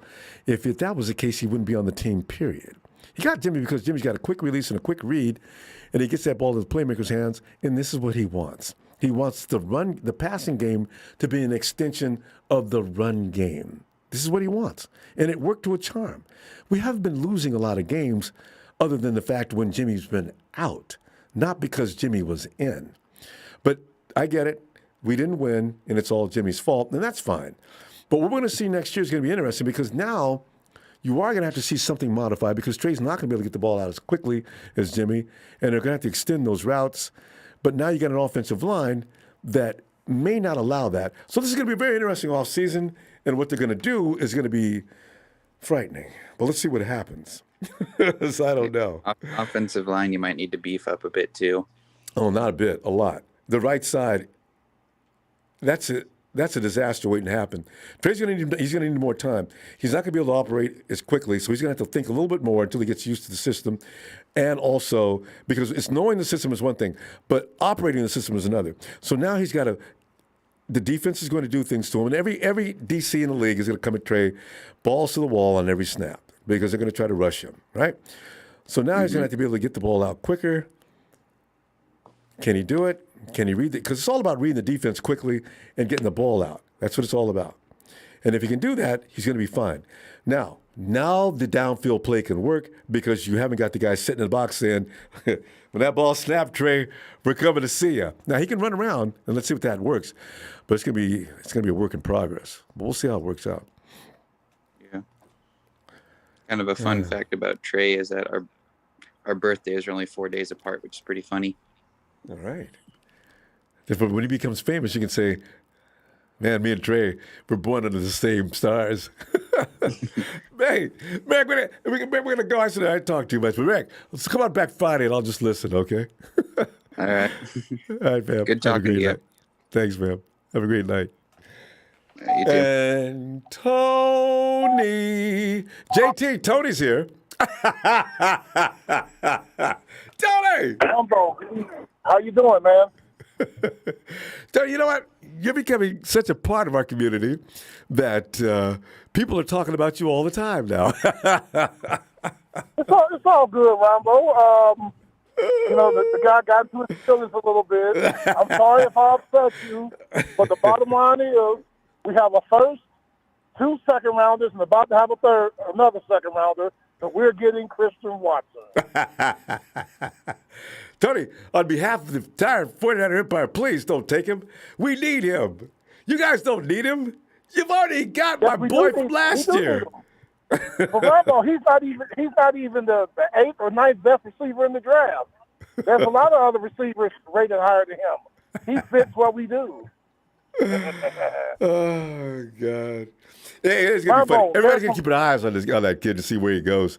If you guys pick him up, that's gonna be hilarious because you called it. Yeah, and we got the 8th pick, which we're gonna trade down. I pray we trade down. We got the 40th pick in the second, the 51st pick in the second, which is the Julio Jones trade. Damn. And the latest I've heard we might have the 61st pick if the Raiders trade for Calvin Ridley. But here's what I heard. Hey, you got a bite on Ridley from the Raiders, and that sounds about right too. I don't think it's a credible source. Okay. I heard a credible source yesterday saying that we were going to trade Calvin Ridley and a 5th round pick to Green Bay for Jordan Love and a 2nd round pick. I'm like, heck, you know. The Packers traded up to get Jordan Love. See, this is Tony. See, this is what I'm saying. If people go get mad, I can't help it, though. When you trade up to the 1st round for a quarterback, that so often turns into a mess. So often. If you can draft him in the 1st round with your turn, you notice that works out a lot better. Because I look at, Mahomes is a case. They traded up and got him, and he is premier. But who else got traded up for in the 1st round and is an absolute star? Well, I know you guys did for Trey Lance. That's why I think y'all should play him. We're still waiting. We're still waiting for that to happen, though. But you look at did they trade up to get Jameis Winston and Marcus Mariota? No, they didn't, because they were Tampa and Tennessee were kind of down at that time. They didn't trade up to get him, no. Okay, and then you look at Carson Wentz and Jared Goff. I think they traded up to get Carson Wentz. I think so. Yeah, they did. I remember that year. There was a battle between a few teams. And then you got, Baker Mayfield, nobody traded up to get him. No, he was the first player taken. Yeah. Well, I heard another rumor, Ronbo, that might, I don't think it's credible. The source is credible. It was off the YouTube blogger. They were saying that you guys were going to trade Jimmy to Washington for a defensive end, Montez Sweat. I'm like, ooh, San Francisco. Oh! You know what? That's what I heard. I like that. And you know I love Jimmy. I like that idea. Because Washington got those other 3 first-rounders on the defensive line, so they probably won't ask for nothing else. They need a quarterback. That's what I heard. This would make my day. Montez Sweat got those long arms, too. No, I like him. He'd be that solid. I like him, too. Yeah, he'd be that solid compliment. And then I want to keep either Arden Key or Willis, but to back him up. I'm not sure about Bukum. I'm thinking he's getting paid too much money. I keep Arden Key and Willis and let Bukum go, and I save some money. And they could, split the money up I was giving Bukum between Willis and Key. And I got Sweat. Oh! Sweat on one end and Nick on the other. Oh, my goodness. We still need another pick on top of Montez Sweat, Ronbo. You know that. Montez is coming off an injury, man. We can't just take a clean swap. Hey, as a matter of fact, yeah, that's right. Because Montez is not getting as much money as Jimmy either. Hey, Ellis, yeah, I want to say, go ahead, I love the way you do your analysis, man. Much respect. I'm always writing much respect to you in the comments. Because some of your fans are ditzy, you know that. Yeah, no, you know what, Tony, and it's it's mutual, man. I appreciate you, man. You're a real good dude. Every time you come in, man, you come in with respect, and you're always cool. So you know what I mean. You're welcome here, man, anytime. And I appreciate your analysis and everything, and your support. And it's like I said, man, it's all love, man. So go ahead, get back to your call, Ronbo. I only came back in just in case that dude came in talking crazy. You know what I'm saying? Because he been getting away with little stuff coming in. So I'm lurking. You know what I'm saying? Peace and love, y'all. Much respect, man. Yeah. Have a good night, y'all. You too, Ellis. But y'all can't have Christian Watson. we got Ronbo, I would be very, very, very upset if we don't get that kid. Because we're gonna have all those picks. I tell you, and Kyle and John, I can almost guarantee they're looking at him. Although, if you get him in the second round before the 49ers pick, of course, and we're deep down in the second round. We're deep down in every round, So, yeah, you got a lot of picks. I don't know why you wouldn't get him unless somebody else takes him from you. He's not going in the first, but they're talking about the guy from USC, the guy from South Alabama, all these other receivers, which is fine with me. Keep talking about them. They don't say nothing about Christian Watson. Let them slide, because we're taking a defensive guy in the first round, and then we're taking a defensive guy after Watson if we get him. We want defensive linemen. That's how you win Super Bowls, man. You can have all the offense you want to, but if the other team is scoring at will, it ends up being a shootout, and that's a 50-50 shot as to who's going to win that game. But in the playoffs, all that stuff goes down, though, Tony. You got to have it. Otherwise, you wouldn't be in that MCC championship unless you got everything it takes to win. True. And Ronbo, tell that guy, whoever that guy was, I didn't mean for him to get into his feelings, but as far as I'm concerned, we got 2, soon to be 3 second-round picks. Now, again, and I do this every time, if you guys want Calvin Ridley, just give us your second-round pick and he's yours. Well, really? No, I think Raiders are serious. I think the Raiders, he would fit. Oh, he'd fit the Raiders because they lost Ruggs. Ridley's not a speed merchant, but Ruggs would complement because after losing Julio and Ruggs, now you need somebody to complement Kyle Pitts, which is probably at some point just be called a wide receiver. But yeah. Christian Watson and we're gonna re-sign Cordell Patterson. That is hey, Tony, come on, man! Y'all can let Cordell go. We love to have Cordell. He loves Atlanta. He wants to retire there. Yes, sir.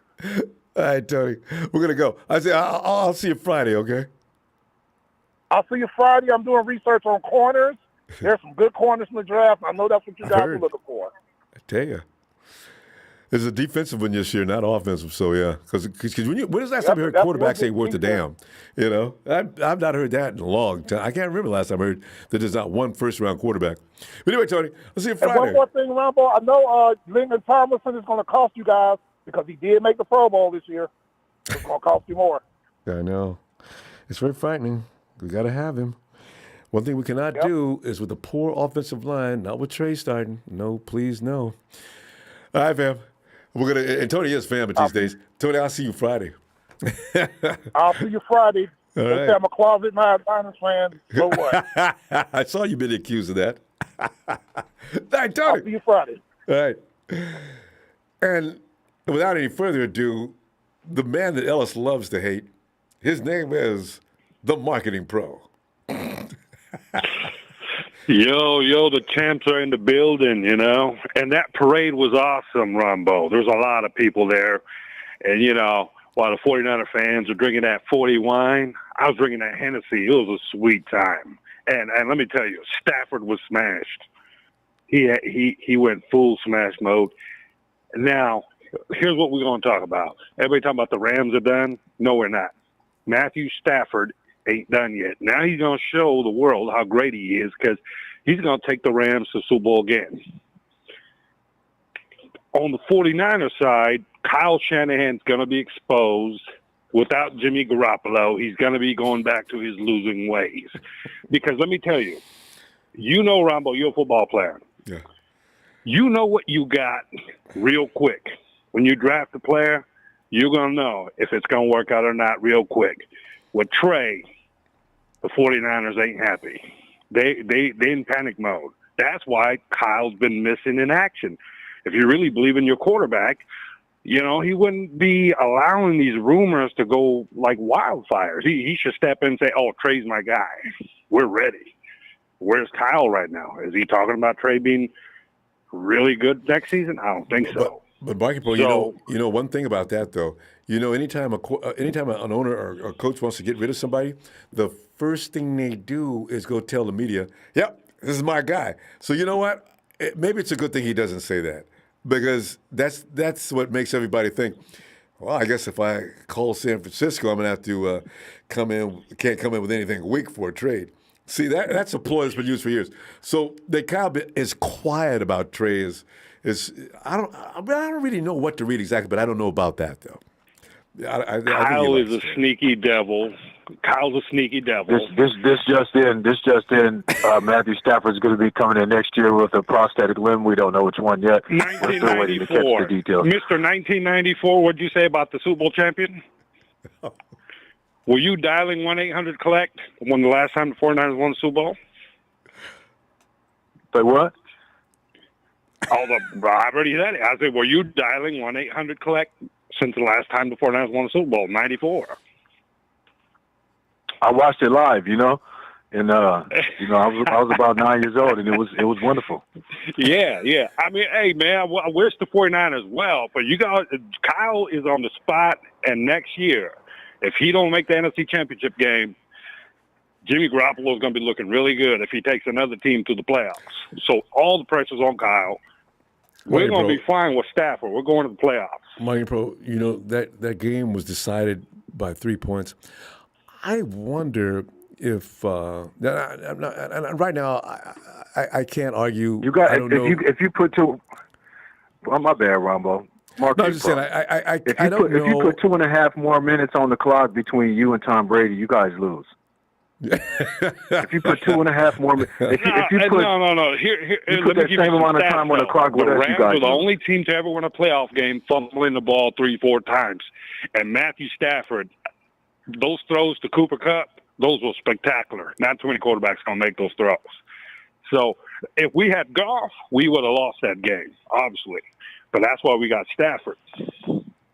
You guys still almost lost, though, even with Matt Stafford. He didn't really look too much different than Jared Goff. Because did you see Jared Goff when he gets hot? He doesn't look too far off with Matt Stafford, if you want to really be honest. Oh, no. But sure Jared Goff is a Walt Disney product. I'm not sure if Goff throws more INTs. You know what's so funny? I think Stafford, because he's been in the league a long time, he's another guy. Jimmy's got the same problem. I don't know why Jimmy does it. Quarterbacks who really think that their poop don't stink, they'll throw that ball into situations that are always questionable. Stafford will throw that ball into a questionable situation in a heartbeat. Marky Bro, what if Kowalski team makes that catch? Do you think that game might have been different? Oh, yeah. I mean, you guys will won the Super Bowl. Yeah. So that's why, There we go. it comes down to those one mistake here, one mistake there. And that was a game of mistakes. The first team that flinches wins, and we flinched, and we lost. You know, I just see Tart with the Rams jersey all the time now. He's one of our heroes. Yeah. Okay, that's enough. We're going to go. I'm going to tell you what. Microphone, you have a great night. And I hope you had fun. Hey, you too, Ronbo. And shout out to the caller. Hey, good night, guys. All right.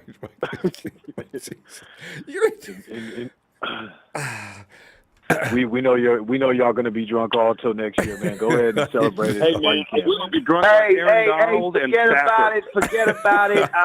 there we go. Weiner, Mike Fears, Matthew Stafford. Listen up. Forget all about it. Listen here, freaking marketing slow. All right, you and your friggin' jerk off fan base with that horrendous.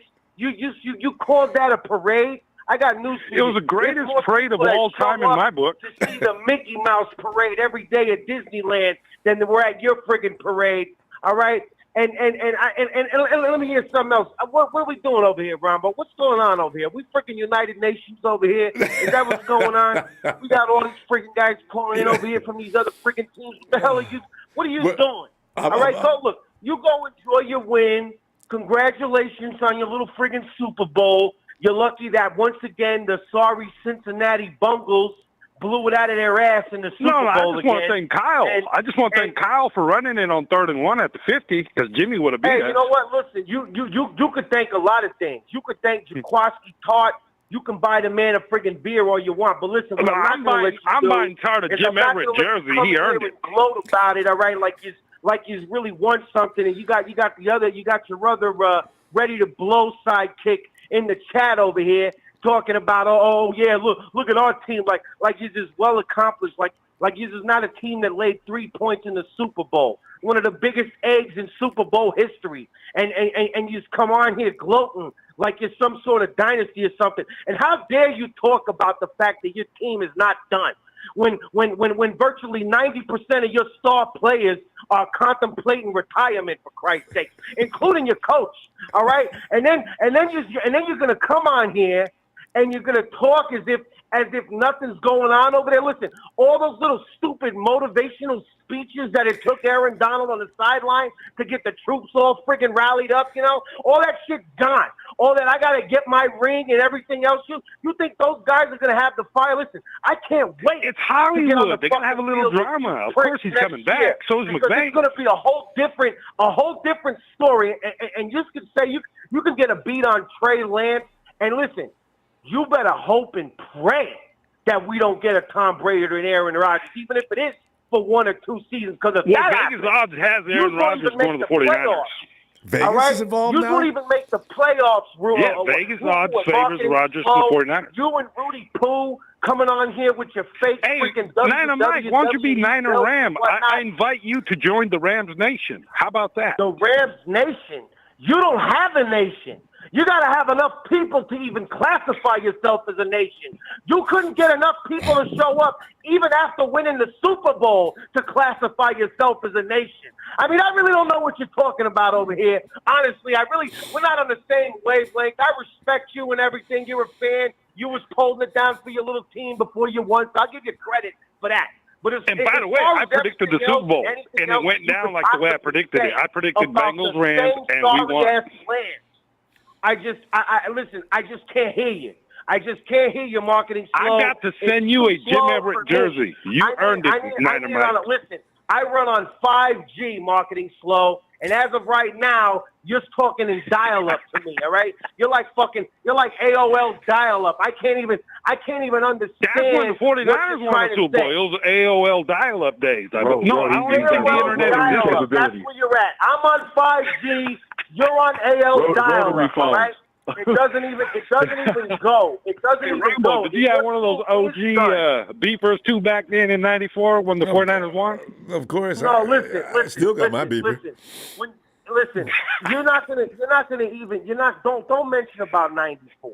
He got that tin can with the string connection. You know what I'm saying? You got from the treehouse connection. Yeah, exactly. The string house connection. You just got laughed at back in '94. I would love for you to really think back. You don't want to think back. Don't talk about 90s. Don't talk about the 80s. I don't give a shit if you did have a good running back. I'm just trying to make the 49ers fans feel good because that's the last time they won a Super Bowl, 94. Listen. That's the last time. That's when we won our 5th Super Bowl. When we won our 5th Super Bowl. And don't ever forget it. Don't ever forget the fact that we showed you what it was like to go to back-to-back Super Bowls. You just want to talk about running it back? You want to talk about running it back? You're talking to one of the franchises that actually did run it back. Don't talk about running it back.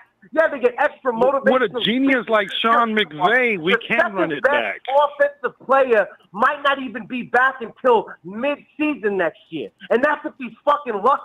All right? I don't even understand. I really don't. Honestly, even if I wasn't a 49er fan and we're just talking football over here, let's be honest. All of your star power was they're contemplating retirement, all the way down to your coach. Talking, your all-star players talking about, if this guy and this guy come back, well, I guess I'll come back. You think that's going to win you a back-to-back Super Bowl? Let me add. Forget about it. Mike, Forget all about McVay's been offered $15 million from NBC to come and do sports in the booth. Oh, that's a lot of money. Oh, marketing, bro. Yeah, it is. What are you going to do without McVay? No, that is a lot of money. I heard about that report, too, but McVay's not going to pass up a chance to two-peat. He's going to be back. It's not even about that. It's not even about that because the truth is, guess what? Not me or any other faithful on here actually freaking give a shit what Jimmy Neutron does. All right? No one cares. No one cares what the little Jimmy Neutron of Los Angeles does with his coaching career. All we know is you got damn lucky, not just in our game, but in the Super Bowl as well, because for the life of me, I can't figure out Joe Cool blew it out of his ass when he was out there and he had multiple chances to push his away, and he didn't do it, and he let you off the hook. The same way Jaquaski Tart let you off the hook against us in the 4th friggin' quarter. So I don't want to hear about it. I really don't, and we're never, ever going to see eye to eye. We're not on the same page. We're not even in the same friggin' atmosphere until you even get to 4 championships. And in case you didn't know, that's 2 more than you already have, all right? So you've got a lot of work to do before we could ever look eye to eye, all right, Marketing Flow? Yeah, well, like I said, Kyle's going to burn up in flames next year when he take them L's. We're going to win again. We're going to be in the playoffs. And Matthew, one of the greatest of all time, Stafford, is going to take the Rams further than anybody's going to say. No. Further than anybody. Marketing Stafford, are you out of your freaking loop? Are you? What is the name of your crack cocaine dealer? I really must know. One of the greatest quarterbacks ever, Matthew Stafford, is going to win more Super Bowls for the Rams. I really don't know what you're doing with this shit, Mark. Is Stafford on his way? Is he on his way to the Hall of Fame? Oh, yeah. I mean, put him in right away. Yeah. Fastest guy to 50,000 yards. I can't believe you even asked that. Fastest guy to 50,000 yards. I mean, he had one of the greatest playoff runs. 16-play game-winning Super Bowl drive. He's clutch, and he retired to go. Oh, my goodness. Now, here's my question, Ronbo. How far is Trey taking the 49ers next year? He's going to take us to the friggin' Super Bowl, jerk off, in case you didn't see what Jimmy did. I mean, Jimmy was practically trying to give away playoff wins, and we still made it to the NFC Championship game. I mean, what the fuck are you talking about, Marketing? I wish the 49er fans the best with Trey. Forget about it. What is this guy talking about? Come on. I can't wait to play Trey next year because the Rams are going to be all over. A quarterback that doesn't throw the ball to the other team twice a game. We should go to the friggin' Super Bowl. What are you talking about? Well, Trey Lance threw 3 picks against the Texans. 2 didn't count. I mean, if that's what you're basing the Super Bowl prediction on. Listen, Marketing Slow. Are you really being serious with me right now? Not only knowing, I see Trey Lance is throwing motion. It's brutal. I mean, have you seen Trey Lance throw the ball? No. You don't. I don't. Have you seen him throw the ball? It's like a major league pitcher. He's like winding up and he's throwing a curveball. It's like a floater. Can you believe what this friggin' guy just said while you was away? right before you sat down, all right? This friggin' guy, he just said that not only was he going to count the interceptions that Trey threw, but now he, with Matthew Stafford as his friggin' quarterback, now he wants to count almost interceptions? Are you fucking kidding me? You want to count almost interceptions? If that's the case, then we should, I mean, I'm at a loss for words. Have you seen Matthew Stafford's RPO in the playoffs? It's one of the greatest of all time in a single playoff run. You could not be serious in the same 5-minute period. Guys, say that Matthew here's what I know: Trey Lance lost to Jimmy Garoppolo in a quarterback competition. He cannot outperform Jimmy Garoppolo. So that is your upgrade for next season. You're replacing a guy with a guy that can even beat the guy. That makes a lot of sense. That couldn't even beat the guy. You're talking about Kyle announced a quarterback competition, and if you don't produce on practice, you don't make the play. You don't make the football field. Because you're scared. You're only saying it because you're scared. Marketing slow. You're scared. I can see it already. You understand as much as our own fan base talks shit about Jimmy Garoppolo, and as much as other fan bases talk shit about Jimmy Garoppolo, other than 2 games, he's owned you. The 49ers are a lottery team without Jimmy Garoppolo. What were the 49ers doing before Jimmy Garoppolo got there? They were a lottery team. So I don't know where all this hype is coming from. Like, we're carrying Jimmy. The fact is that Kyle Shanahan, the guy that you said is going to get himself exposed, he was able to beat you friggin' losers. Well, let's see. Matter Mike. Kyle's record without Jimmy is 8-28. 2017, he's 1-8 without Jimmy. So I don't know how Kyle's carrying Jimmy. Beat you guys with Nick Mullins, my man. And then on top of that, he made a career out of shitting on you with Jimmy Fragilio. Well, the legacy game, the NFC Championship game, we beat you guys. Your only hope, your only prayer is that Trey Lance is dog shit. But guess what? I got news for you. He's not. and you guys are really, you and any Jimmy Stan out there that just was a Jimmy Stan, all right?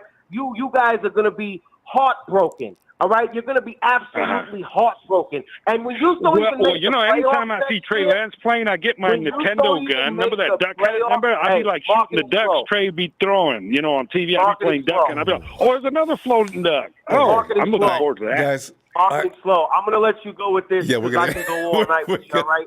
All right, Niner Mike, shout out. You're OG, a real fan for the Niners, and Ronbo, the best sports platform. The right fake. Guys, you guys put on a great show. Hey, marketing slow. I'm just marketing slow. I just want to leave you with this. I got to leave you with this, my man. You're just not even going to make the friggin' playoffs next year. You're just not even. Hey, does pepperoni pizza taste good? Forget about it. Get out of here. Come on. I'm looking to seeing you and ready to blow. I'm telling you what, Matthew Stafford is going to take the Rams to the playoffs next year again. I want you to have that same energy, all right, marketing slow? I want you to have that same friggin' energy next season, all right? Forget about it. We'll be in the playoffs. Will the 49ers be there? I hope we see the 49ers in the playoffs next year. All right. Good night, guys. Peace out. Go Rams, champ. Mike, I'm out of here, guys. And Mike, you guys, I got to tell you, that was fun. The chat loves you. All right, guys, have a good night. Man, there you go. Another episode in the off season to be remembered. And fam. Listen, thanks for the contribution tonight, guys, and we'll be back for more adventures of 49er football as it's turning into. I ran a blouse with Mike, man. Fucking man. Mike came in and he didn't breathe for the whole conversation. He didn't. That is amazing. Mike, you are frightening. I love it. I'm going to go and by the way, somebody says you should be recording this. Listen, this is after this show's over. You can just go back to that hour, or the last few minutes of this hour, and there it'll be. It'll come back up. It is recorded. YouTube, everything's recorded. Anyway, fam, I'll see you Friday. Have a great night.